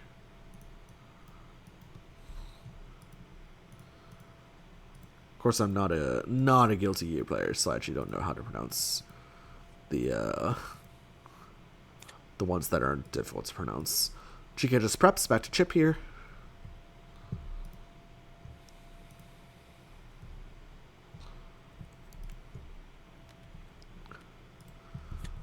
It's going to be Chip boosting Sushi, now retreat 2, before if you're at the edge of the arena, advance 3. Good boost. Counterplayed this boost for Leo, it's just to move into range 2. Can, in theory, move back to range 8, but then Chip is just going to strike with a Resho, and like even move back to range 8, you still can get hit by the Gamma Blade, right? So I am assuming Leo will just move into range 2.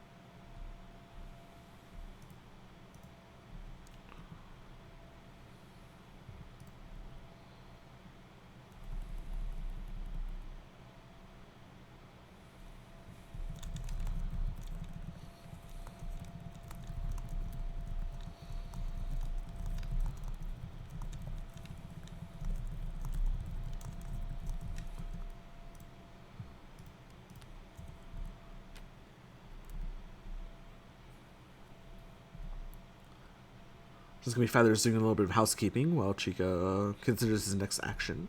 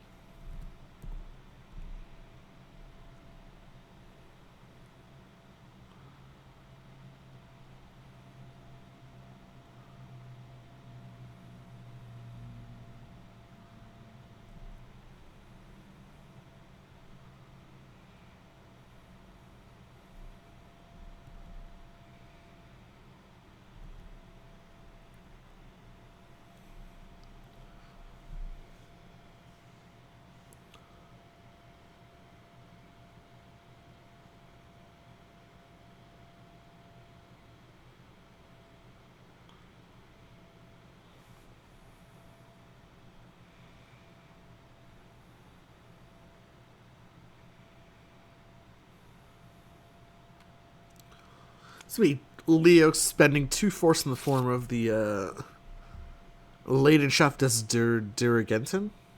Sure. The Leidenschaft, we'll go with. To move to range 3.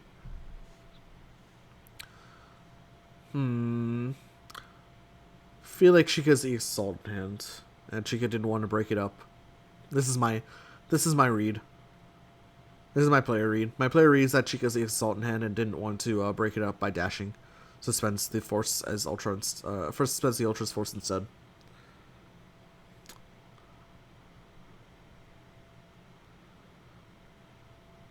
Anyway, I mean, Chip can beat EX Assault this turn just by Grasp. But this is my player read.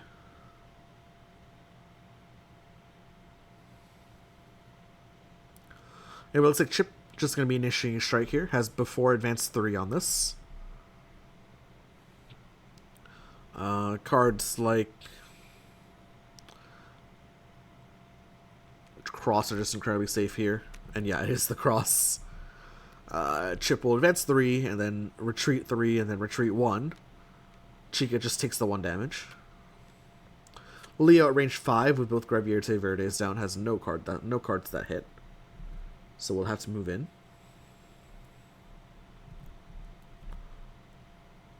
Chip, of course, does have the Alpha Blade, it's the Gamma Blade, and the Alpha Blade that both hit at this range.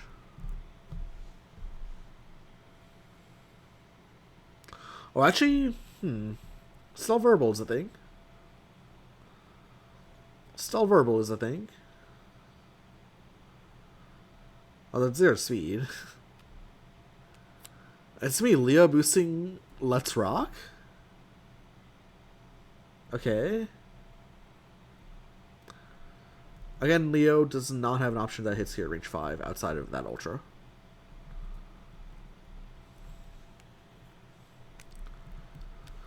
It's going to be the Harakiri boosted for Chip. It's +1 speed. Now advance 2, draw 1. Looks like Chykka is just checking for Alpha Blades left in the deck. That would be the speed 7 option.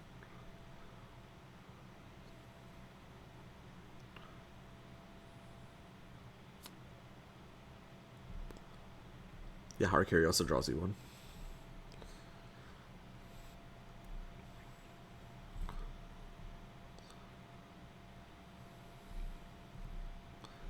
Back to Chykka here.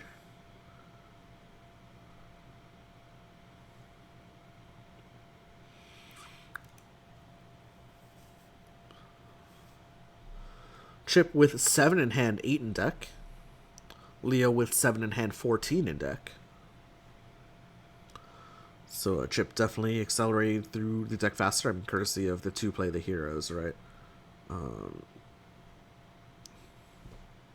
So I think if Chykka has something like EX Assault, you can't just swing with it here. Unfortunately, because there's a good chance that second Alpha Blade is just in the hand and stuff out your EX Assault. What if you did a cool thing and play slow, though? Like a sweep? Range 3, initiate with a range 3 sweep? I guess.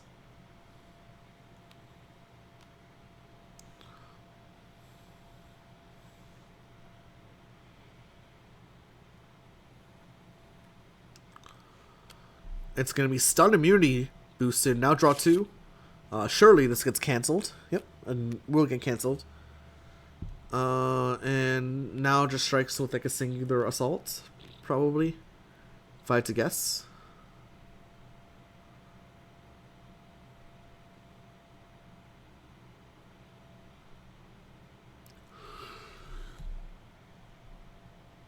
Chip can technically avoid things just by playing Grasp, I guess. Basically just avoid every option that Leo's likely to throw.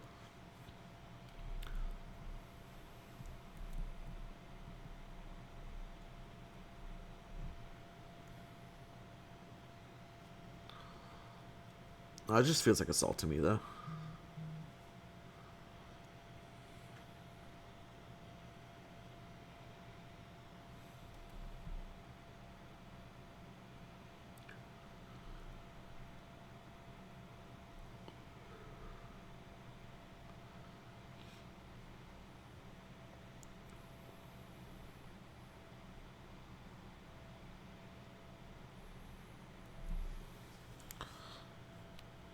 Okay, Chip goes ahead, just respond to the focus, and yeah, is the assault, Slash will go first, will hit for 3 after armor. Focus will hit back for 4. Leo gets advantage, builds 2 gauge. Chip draws 1 card and may choose to move back to range 2 or take alongside of or take center, excuse me.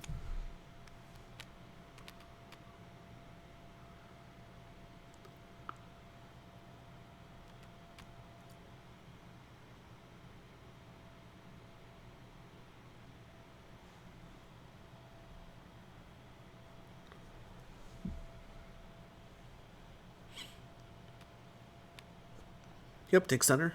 Makes sense to me. Leo's advantage.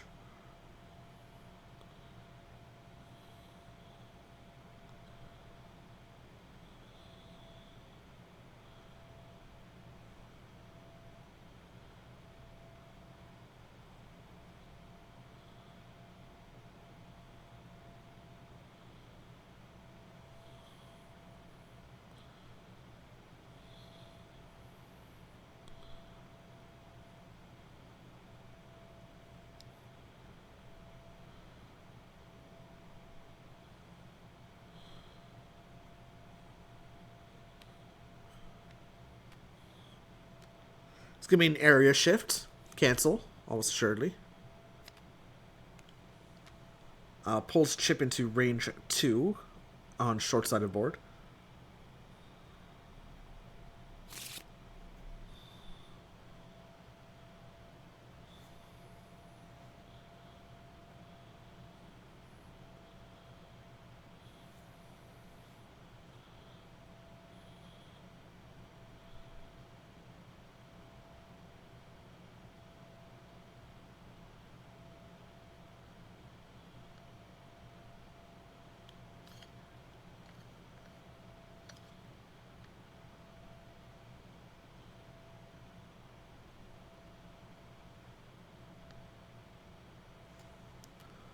And it's going to be scramble cancel as well. Scramble cancel sweep. And unfortunately, Chip wild swings the Genrazan. That's no good. Chykka takes big life lead off this. Actually, second Genrazan gets discarded. And Leo gets the flip as well. This is looking pretty good for Leo. Chip finds himself on short side of board as well.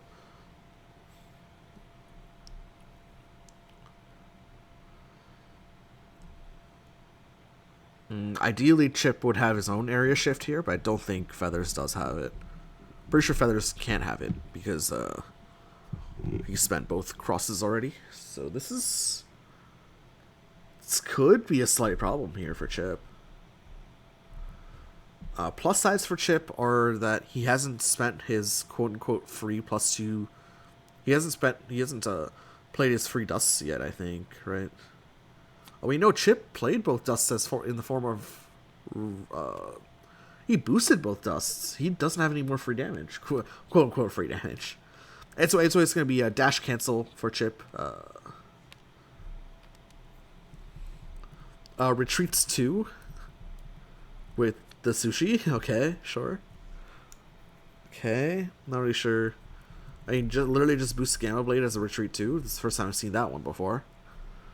Chip doesn't have any before retreats, so can't actually take advantage of the before clause quite yet.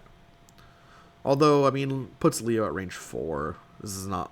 Leo is probably a little bit too far away to do some real damage without any form of movement cancel. Although both copies of Blitzschlag are up. Blitzschlag is another movement cancel boost that Leo can perform. Can you put just a range 4 option that hits on this with the Stoltz as well? Stoltz cancel.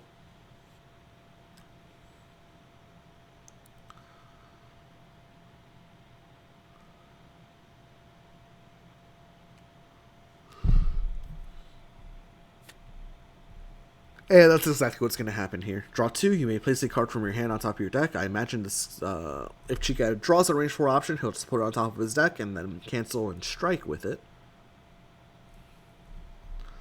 Fun fact, Stall Verbal is just a fun one. 10 speed.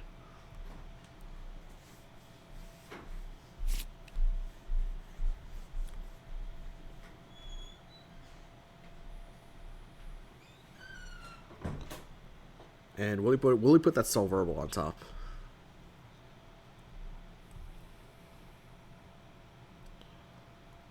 You can also invalidate this, just in case you want something better. Just in case you run into a block, I guess. Okay, it's going to be that. Cancelled. Into a strike. Into into a Pride, so moving 2. I'm assuming this is going to be Chykka moving to range 3 and striking with a slash now. It could also be Chykka moving back to range 6 and start striking with a Cell Verbal. But no, it's going to be Chykka moving to range 2. Okay. Cancels. No more Cell Verbal shenanigans for now. Will this be paired with Bared Fangs the boost? Though it will. So this Wild Swing has +1 power, +3 speed on it. Is this just Dust or Dive? No.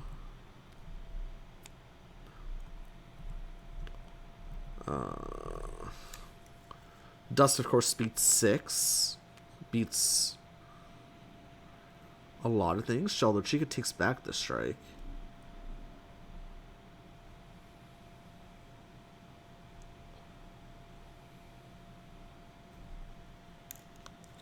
I don't know why you moved to range 2 is the question. And plays it again. Now I feel like this is 6-speed Dust. And Chip can technically dodge with a 7-speed Beta Blade. We've not seen both of these. It's just gonna be a block. It's actually the Blitz Slug. Okay, so this is a little bit of a mix-up here. This is a 10-speed Blitz Slug. Chip just goes for the block. That's a little bit of a mix-up here for Chykka. This is also 6 damage as well incoming, so Chip will have to spend 2 force to not take anything. Interesting pairing here for Chykka. Guess without the Bared Fangs, the Blitzschlag does lose to Beta Blade, which is the DP that Chip has. Little baby damage, 1 damage, but enough to stun anything out with no guard. But it's going to be Leo gaining advantage. Only 2 cards left in hand. Range 2, though. Wonder if Leo just goes.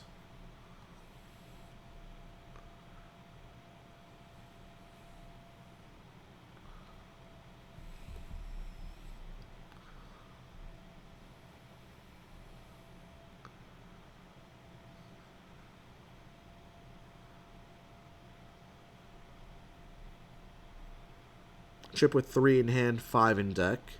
Leo with 2 in hand, 10 in deck.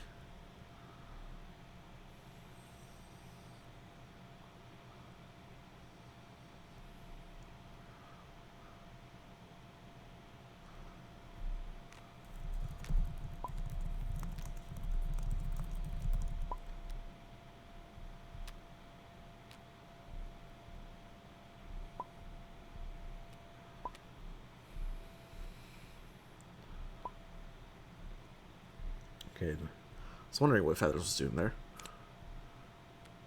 Leo just preps, reverts. The safe option. Chip with what looks like a massive CC here. That's a expenditure of 5 force so far.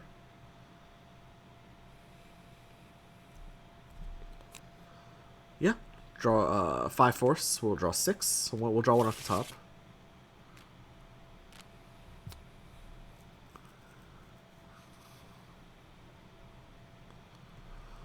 We see a hand of 1, 2, 5 Alpha Blade and the Zensai Ruga, the card I always forget.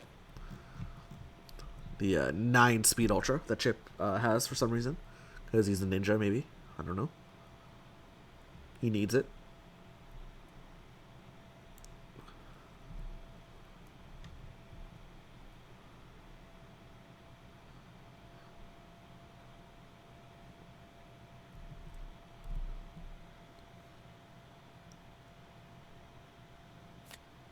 Chykka just preps once more.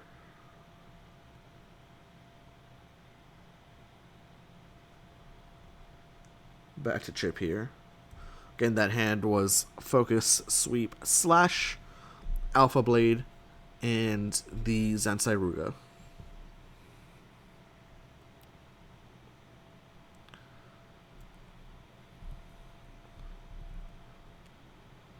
Gonna be dash boosted for Chip.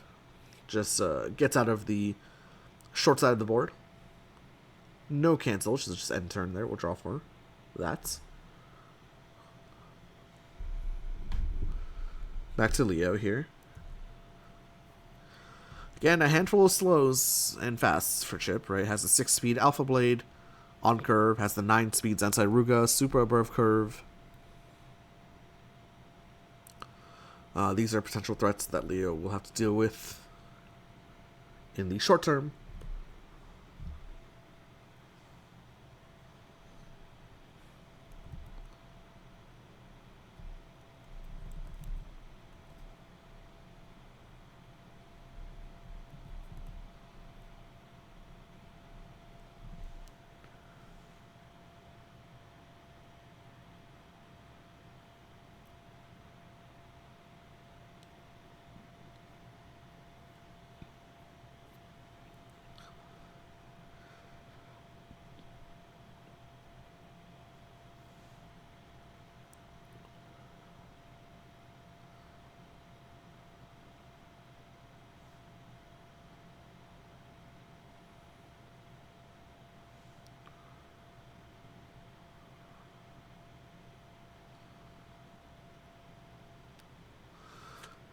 It's going to be Leo spending 2 force in the form of Dive from Hand and Blitzschlag from Gauge to move back to range 4. Interesting. A lot of Chip's 9-speed Ultra is no longer a threat. Alpha Blade is. Alongside a potential, I don't know, like Dive or Gamma Blade or whatever Chip is drawn. Moving back to range 4, though. And spending the Gauge to do so, so not maintaining the Stealth Verbal threat, although not really a threat.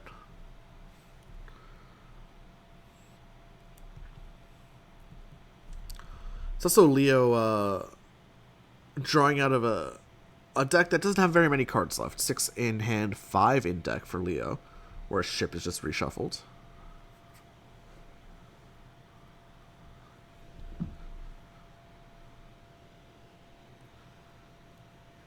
Looks like we will not be playing Yomi 2 tonight.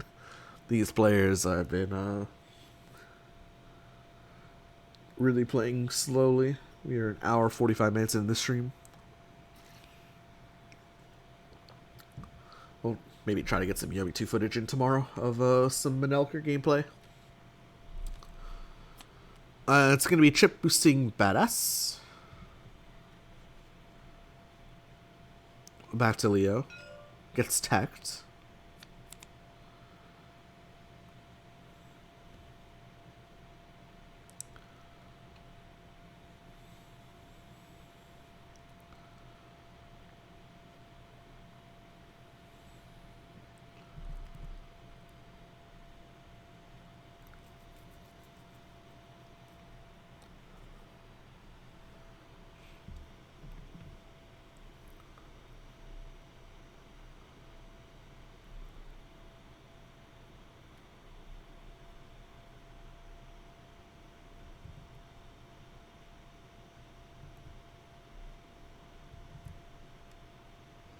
Chip spends 1 force in the form of the Alpha Blade to move to range 3.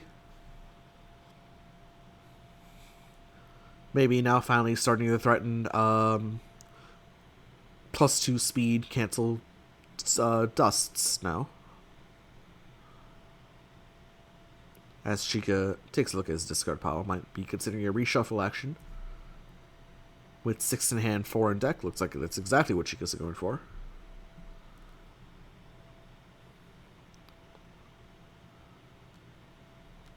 Well, no.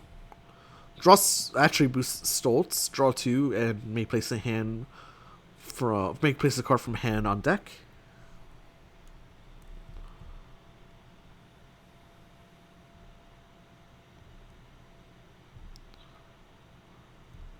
Of course, this has to be canceled, otherwise Chykka just draws the card from top of deck at end of turn. Funnily enough. And Chykka just says, I'm just going to not do that. I'm going to draw for end of turn. I'm going to discard 1 card for end of turn and maybe go for a big CC on my turn. is maybe what I'm thinking. It's what's going to happen here for Chykka. Has 7 cards in hand, 1 in deck. Maybe aiming for the big CC on the following turn. Wonder if Chip goes for the +2 speed shenanigans. Yep. +2 speed boosted. Cancelled, striked.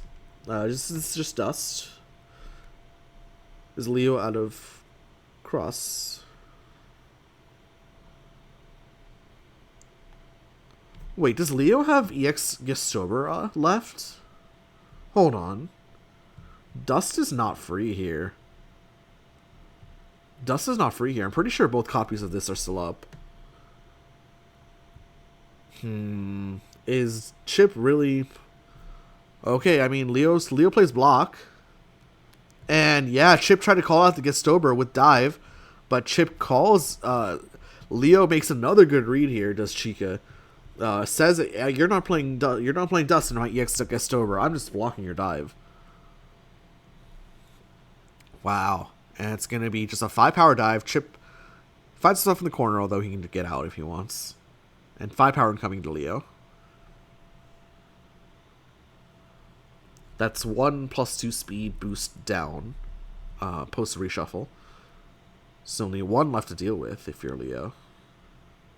I believe a +1/+1 boost is also down. If I'm not mistaken. Yeah, the Alpha Blade. Right. Looks like Chykka just going to reshuffle, recycle blocks here.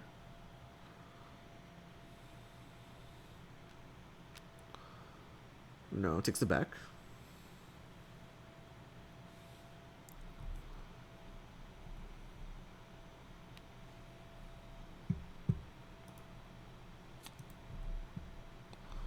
Yeah, recycles the block, takes 1 damage. Back to Chykka here, 6 in hand, 1 in deck. Like I said, thinking maybe a big CC is incoming. Big CC is in order.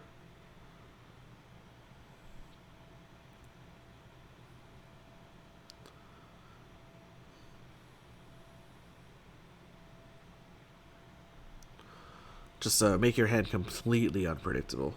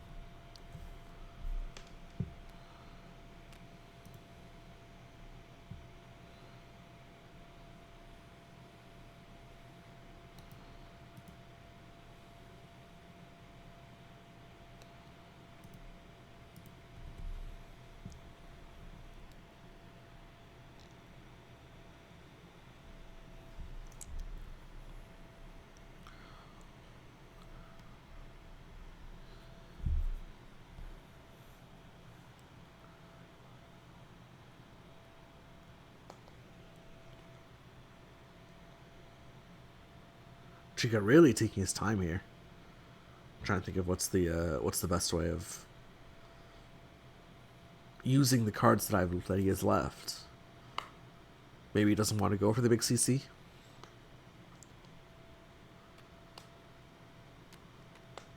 Okay.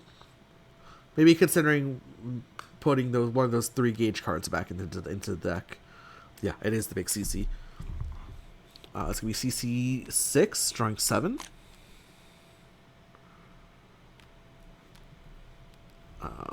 She has a Stealth Verbal and a Dust in hand. Draws 6 off the top, and we'll have to discard 1 for end of turn.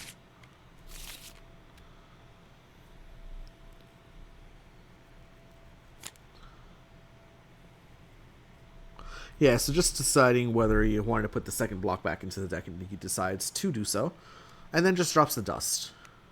Makes sense.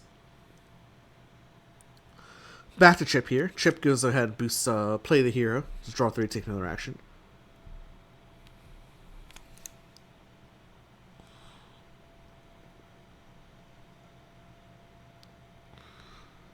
Was that range 1? Range 1 is definitely not where you want to be at, I feel like. As Chykka goes ahead and checks that discard.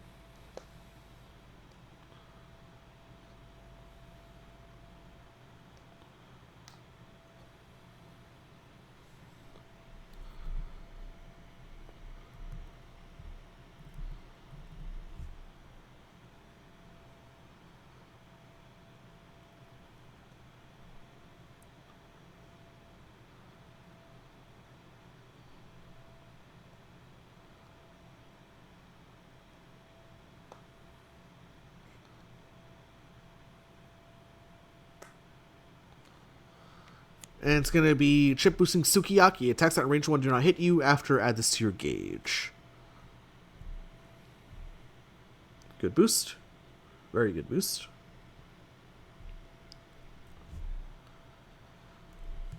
Of course, the downside of this is if you go first, the boost doesn't exist anymore, right? It's in your gauge, so it's no longer in play. So you no longer get the passive ability of the range dodge.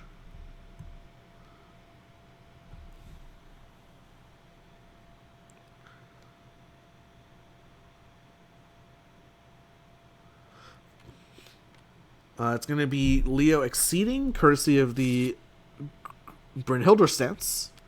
And just initiating a strike from hand. Interesting.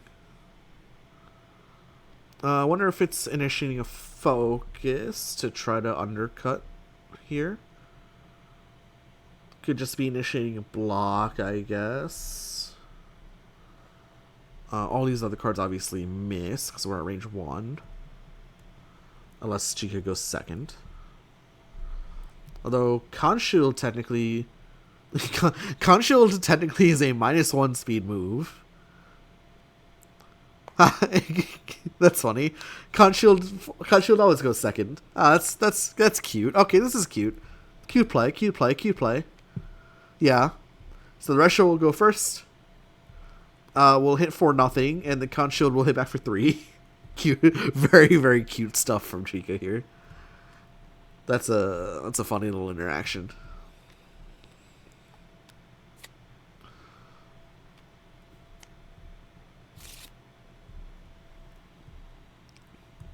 Chip can get out of the corner, and Chip actually returns that Resho to hand.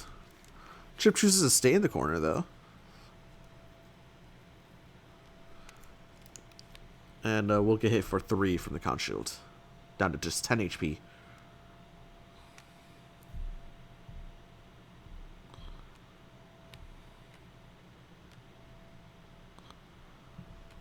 Yeah, that was not a wild swing. That was a Conshield on purpose.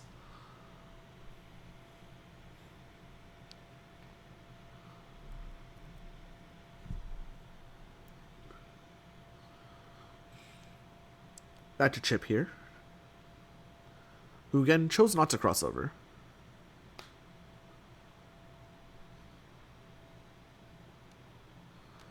Okay, now chooses to cross over courtesy of the dash. We'll cancel it.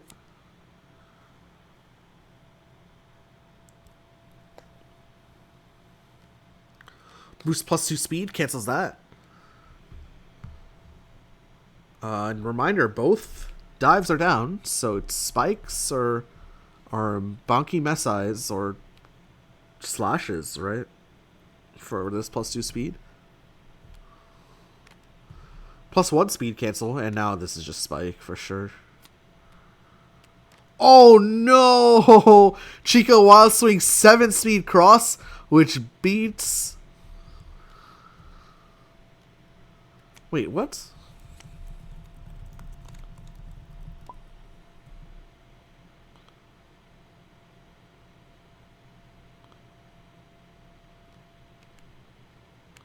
Yeah, okay, there. The player's corrected. Chykka Wild Swings 7 speed cross, beats the setup. The 6 speed dust not fast enough. And there goes all of Chip's resources. Oh no. Oh no. Chykka Wild Swings the perfect answer. Oh man. Yeah, Chykka should be back at 18.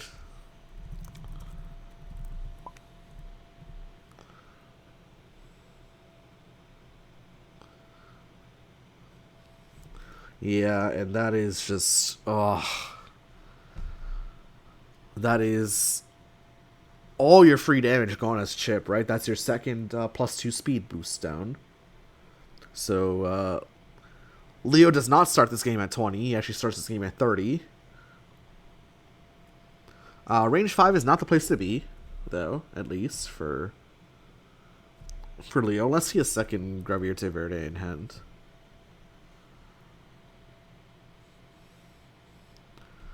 But Chykka saved by the UA here. Of course, this works on defense as well.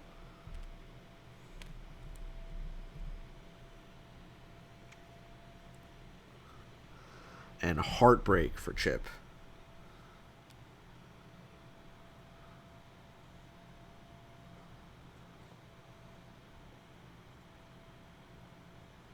Spends all of his resources, all the gauge gone. 3 cards in hand. At the very least, Leo's kind of in the middle of nowhere, but still.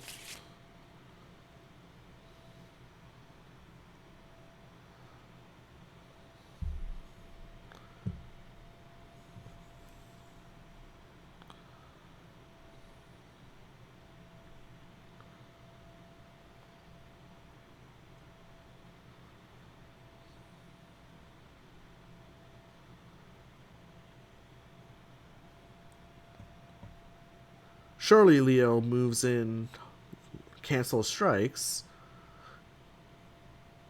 Wonder if just striking with a raw style verbal is a play, but I don't think it is.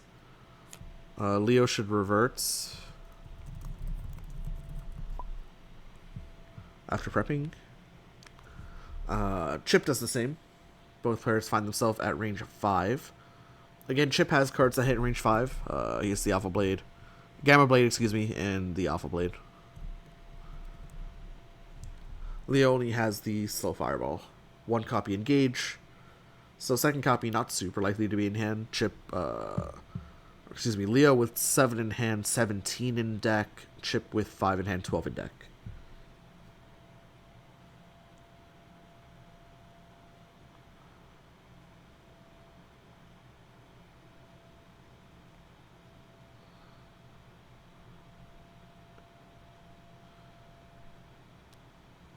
Okay, Leo spends 1 force in the form of dive to move range 4. Again, Leo does have an above curve option at range 4. It's the Zweitskaltskastober. I'm going to pronounce that differently every single time.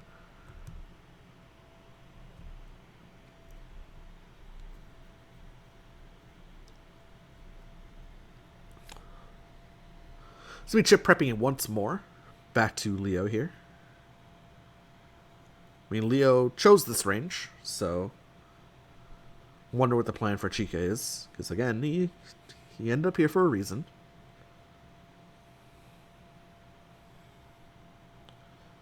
Range 4 is a weird spot to be in, I feel like, though. I think this is not the place to be, maybe. I mean, Chip stuff doesn't really hurt, right? Gamma Blade does 3 damage. Alpha Blade doesn't even cross over you, so you don't get the bonus power. But is Leo, like, what?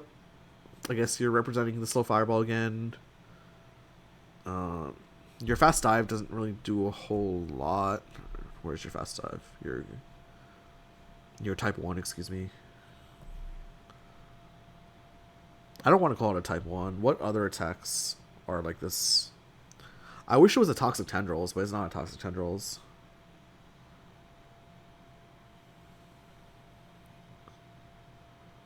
What if we called it a Fast Tatsu? Speedy Tatsu?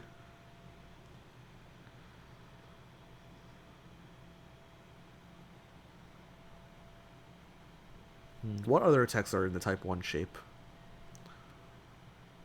As Leo Buspedas.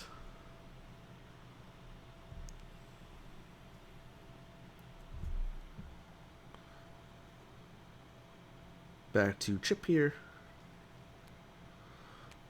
Chip boosts +1 speed ends turn. The Shogun.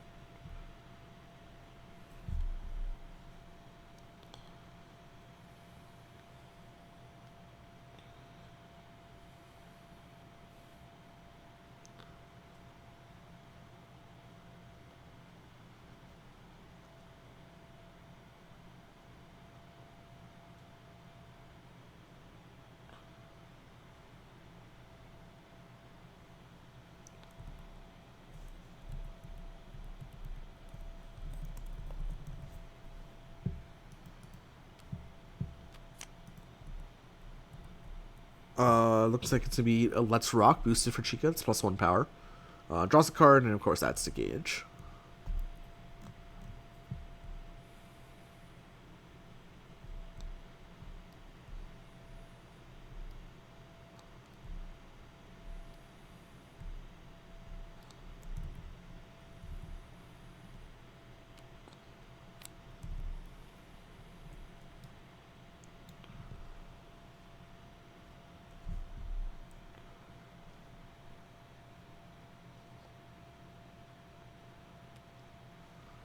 It's going to be Chip boosting Harakiri, +1 speed, advances to range 2 with +2 speed now.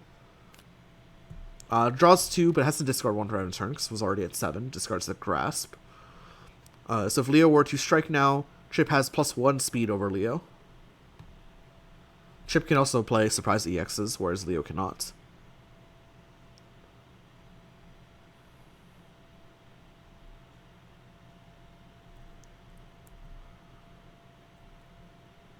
Wonder if this calls for stun immunity boost. Leo has Hail to the King, of course.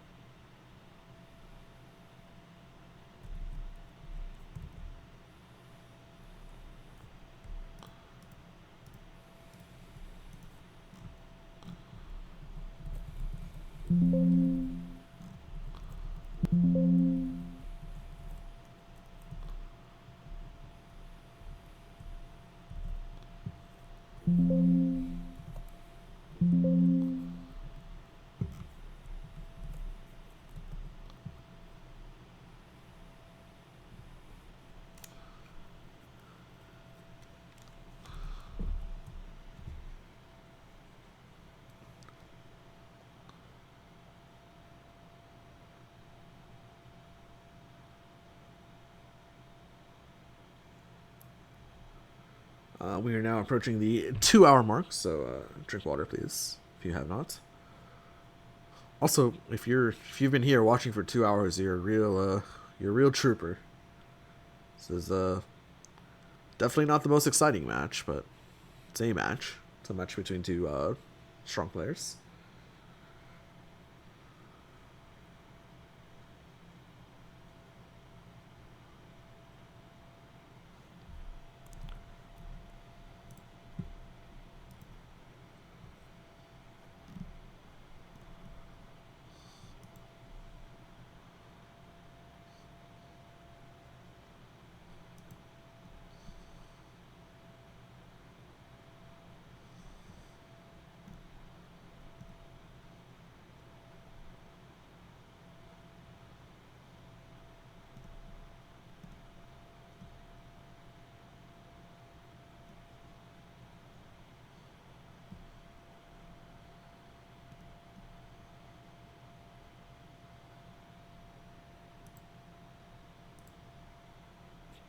I believe it is Chykka's turn here, if I've not lost track of the turns.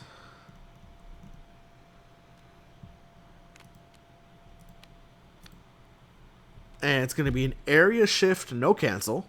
Pulls Chip into the corner. We are now at range 1. At least there's no Zoe on the table. Sure. At least.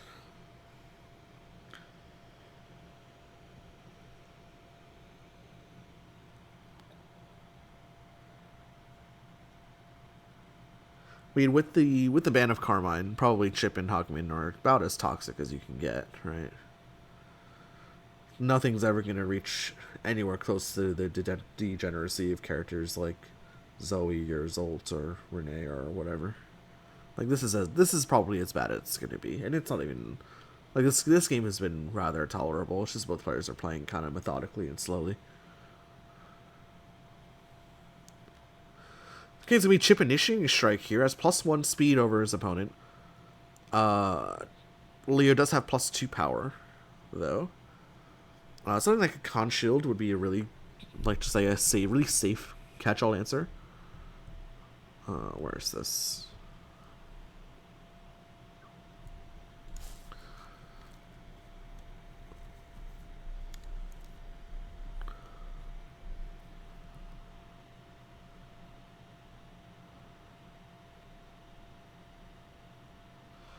Surely Chip is like trying to hit here. Don't know what Chip's trying to hit with, I'll be honest, but I think Chip's trying to hit here. I wonder if it's like a Genrazan. I don't think it is, but like surely Chip is trying to hit here. Could be just like a non. Again, all these cards just look so unimpactful. It's Chykka just wants to use a focus. It's the Gamma Blade. Okay, so the Gamma Blade will dodge here. Gamma Blade at speed 5. Works as a dodging mid speed here to beat the slows. Gamma Blade is 3 total power, so Chykka will not take any damage because he's playing EX Focus with 3 armor. Gamma Blade gains advantage for Chip as well. And surely Chip does not move into range 2 to get hit back, so...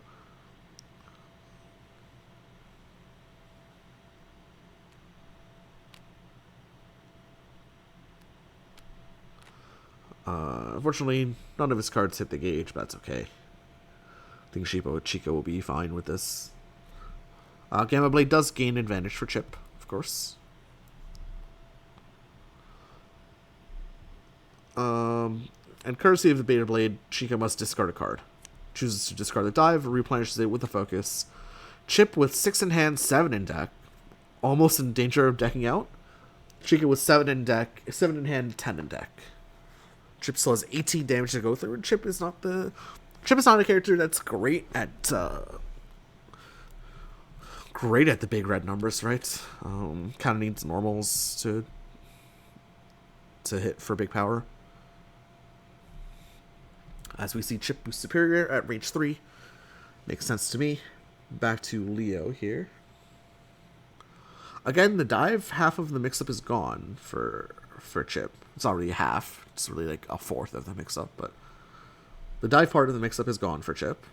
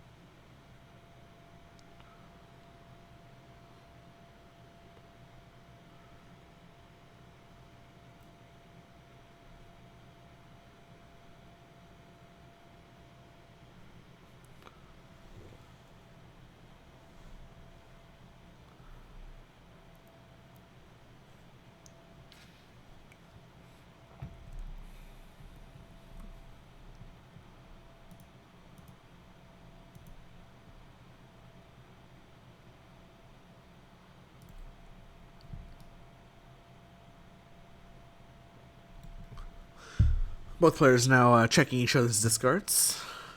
It's going to be Parry coming out for Leo. Parries the Dust successfully. Both Dusts now down for Chip as well. This mix-up is becoming more and more one-dimensional with the badass at range 3. Both Dusts are down, both Dusts are down, both Dives are down for Chip. And those are the cards with big red numbers on them as well, so... Leo can, in theory, just respond to a strike with a slow from Chip, right? In theory. Most of those work.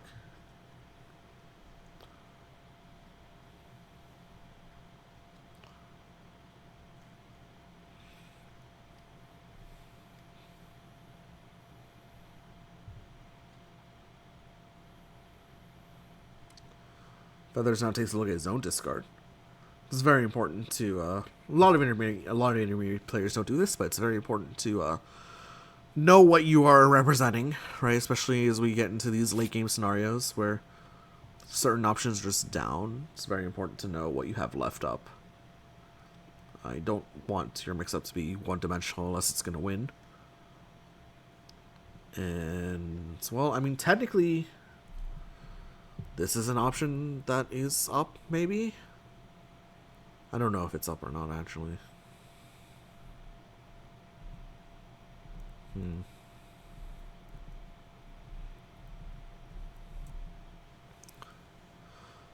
Anyway, it looks like Chip is gonna scramble cancel. Okay, so this is how Chip is gonna try to get damage with the scramble cancel. Dust is probably not gonna do it, and yeah, it's gonna be a 7-speed Alpha Blade. That's 5 total damage.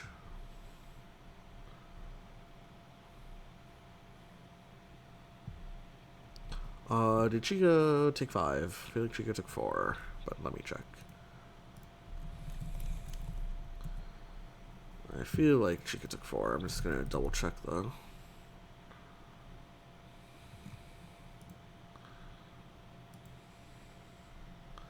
Yeah, Chykka's at 18.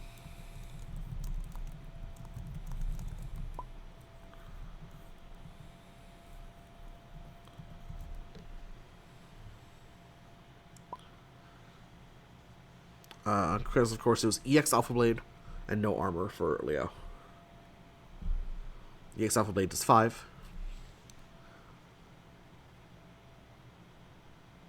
And well, I mean, that's a scramble down now for Chip. So Chip now has 9 cards left to do 13 damage. Possible. We're actually very in the realm of possibility. Leo with a whole bunch of resources to his name though. 5 gauge, full hand. Chip only has 3 cards left. Second parry comes out. It's a little baby hand, and the hand is 006. Okay.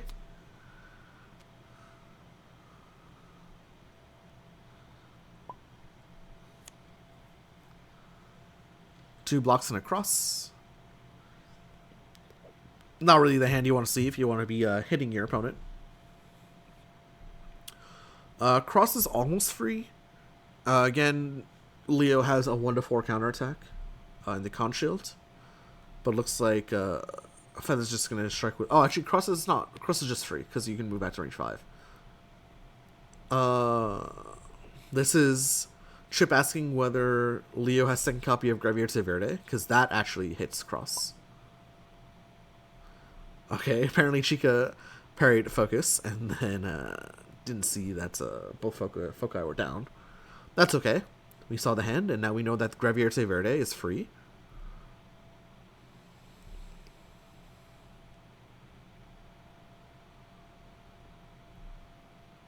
Well, there's one engaged, but I think there's one still left in the deck somewhere. One still left in deck or hand.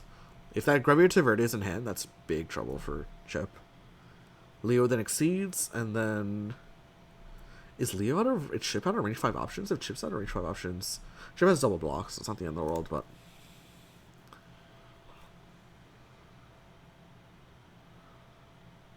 Gravierte can miss if Chip advances with UA. Can it? Oh, yeah, I can. Thank you. Yeah. Good call from Rose. Oh, Chip. Yeah, so Leo just has to, like, hold. Well, maybe... I think you play Gravierte Verde anyway. Force Chip to go into the corner. You're 10 to 10. Or maybe... I don't know. You're 10 to 10, but Chip's in the corner. Has double block in hand. But it's your chance to just wail on him, right?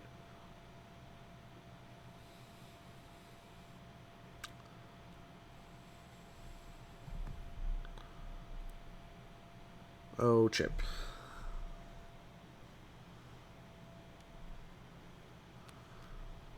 Chykka strikes with something, takes it back, shuffles his hand.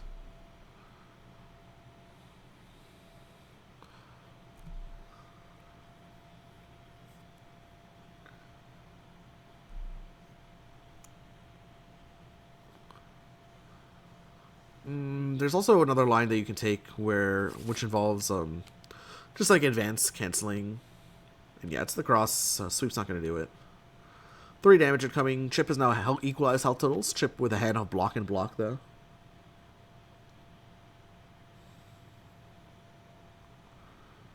Back to Leo here. Leo has a billion gauge with which to cancel. So surely there's going to be a strike cancel incoming. Or cancel strike incoming. No, just striking. Fine. Could be the Gustober. At 5 speed. Could be dive. Could be con shield, I guess. Depends on what 6 cards are here for Wild Swing, although Chip probably just blocks. I don't think you Wild Swing here for Chip. Both your Alpha Blades are down. That's kind of like your... That's kind of like your option that beats Leo's on curve or like unguarded stuff. So yeah, I think you just block here. And yeah, it is a block. It is in fact the Gustober incoming. 3 damage, 3 power. Excuse me. Chip goes ahead and replaces the gauge.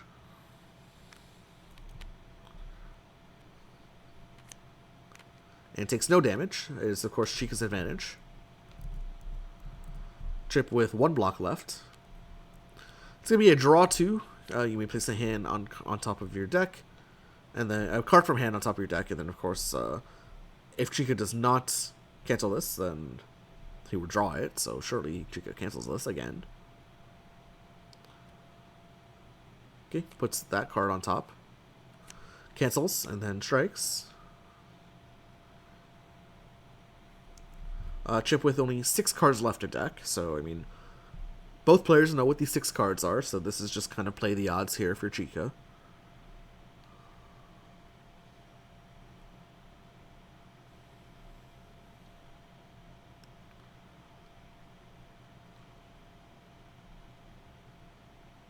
Or it's play the odds or go for Cheeky Dust. It's play the odds or go for Cheeky Dust, sure. That is also an option. But no, it's actually going to be the Brynhildr Stanson coming. Chykka exceeds. Adds to gauge, takes another action. That second action, of course, will be just strike. Strike with +2 power. And Wild Swing. I wonder if this is the Ultra. No, it's not the Ultra. It's the Blitzschlag. This is going to be a 7 power Blitzschlag with hit gain advantage.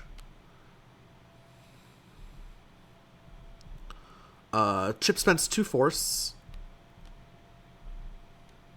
Sorry, 8 power Blitzschlag, because of course it was a Wild Swing. Chip spends 2 force and takes 2 damage. Down to just 5 cards left. 6 cards left in deck. Chip moves back with the After. What now? What's the setup now for Leo?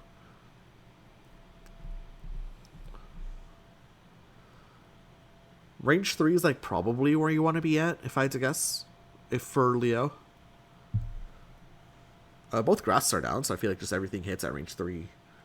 Leo's a pretty forgiving character as far as this range bands are concerned. Like, everything hits at 3. Oh, that doesn't hit at 3. Okay, everything but this hits at 3. It's going to be a +1/+1, revealing the hand. Reveals the hand of EXL Verbal and Focus, okay. Of course, we'll cancel it. And then just plays Stall Verbal. And of course, this has 20 speed. It's a 20 speed Stall Verbal. Because Leo's in Exceed mode. And has 2 bonus speed. One from the EX and one from the Hellfire.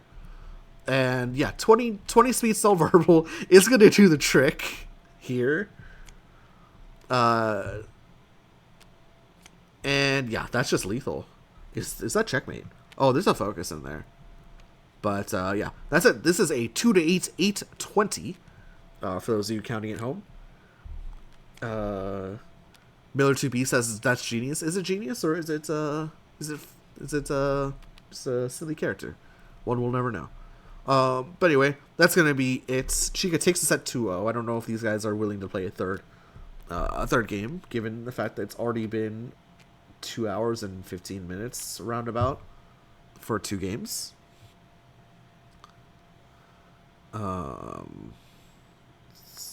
Miller claims it's genius. Okay, Miller, it's genius. Give Chykka's flowers. No, I will never give Chykka's flowers. It's 3-0 in the bracket. That's good enough, right? Feathers drops down to 2-1. Chykka's 3-0 with a good shot at winning the tournament. I don't know who else is 3-0. I think Andrel's 3-0. Which is funny because they were actually when we met up IRL last month, Chykka and Andrel were practicing against each other. While I was like messing around with season 6 against Petersonian, these guys were actually playing hardcore like Hakumen matches.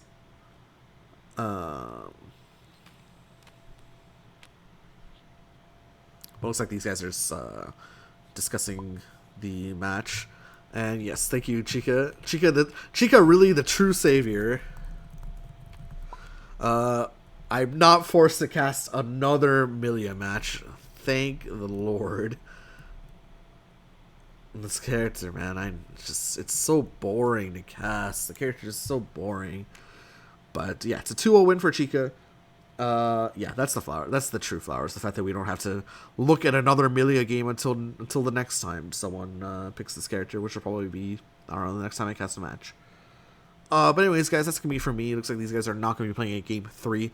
If they are, I'll like start up the stream, I guess, but also maybe not. I don't know. I'm kind of tired. I also kind of want to play some Yomi 2 if people are in the queue. Again, new character released in Yomi 2 for those of you who are fans of Yomi 2. Not very many here, I assume.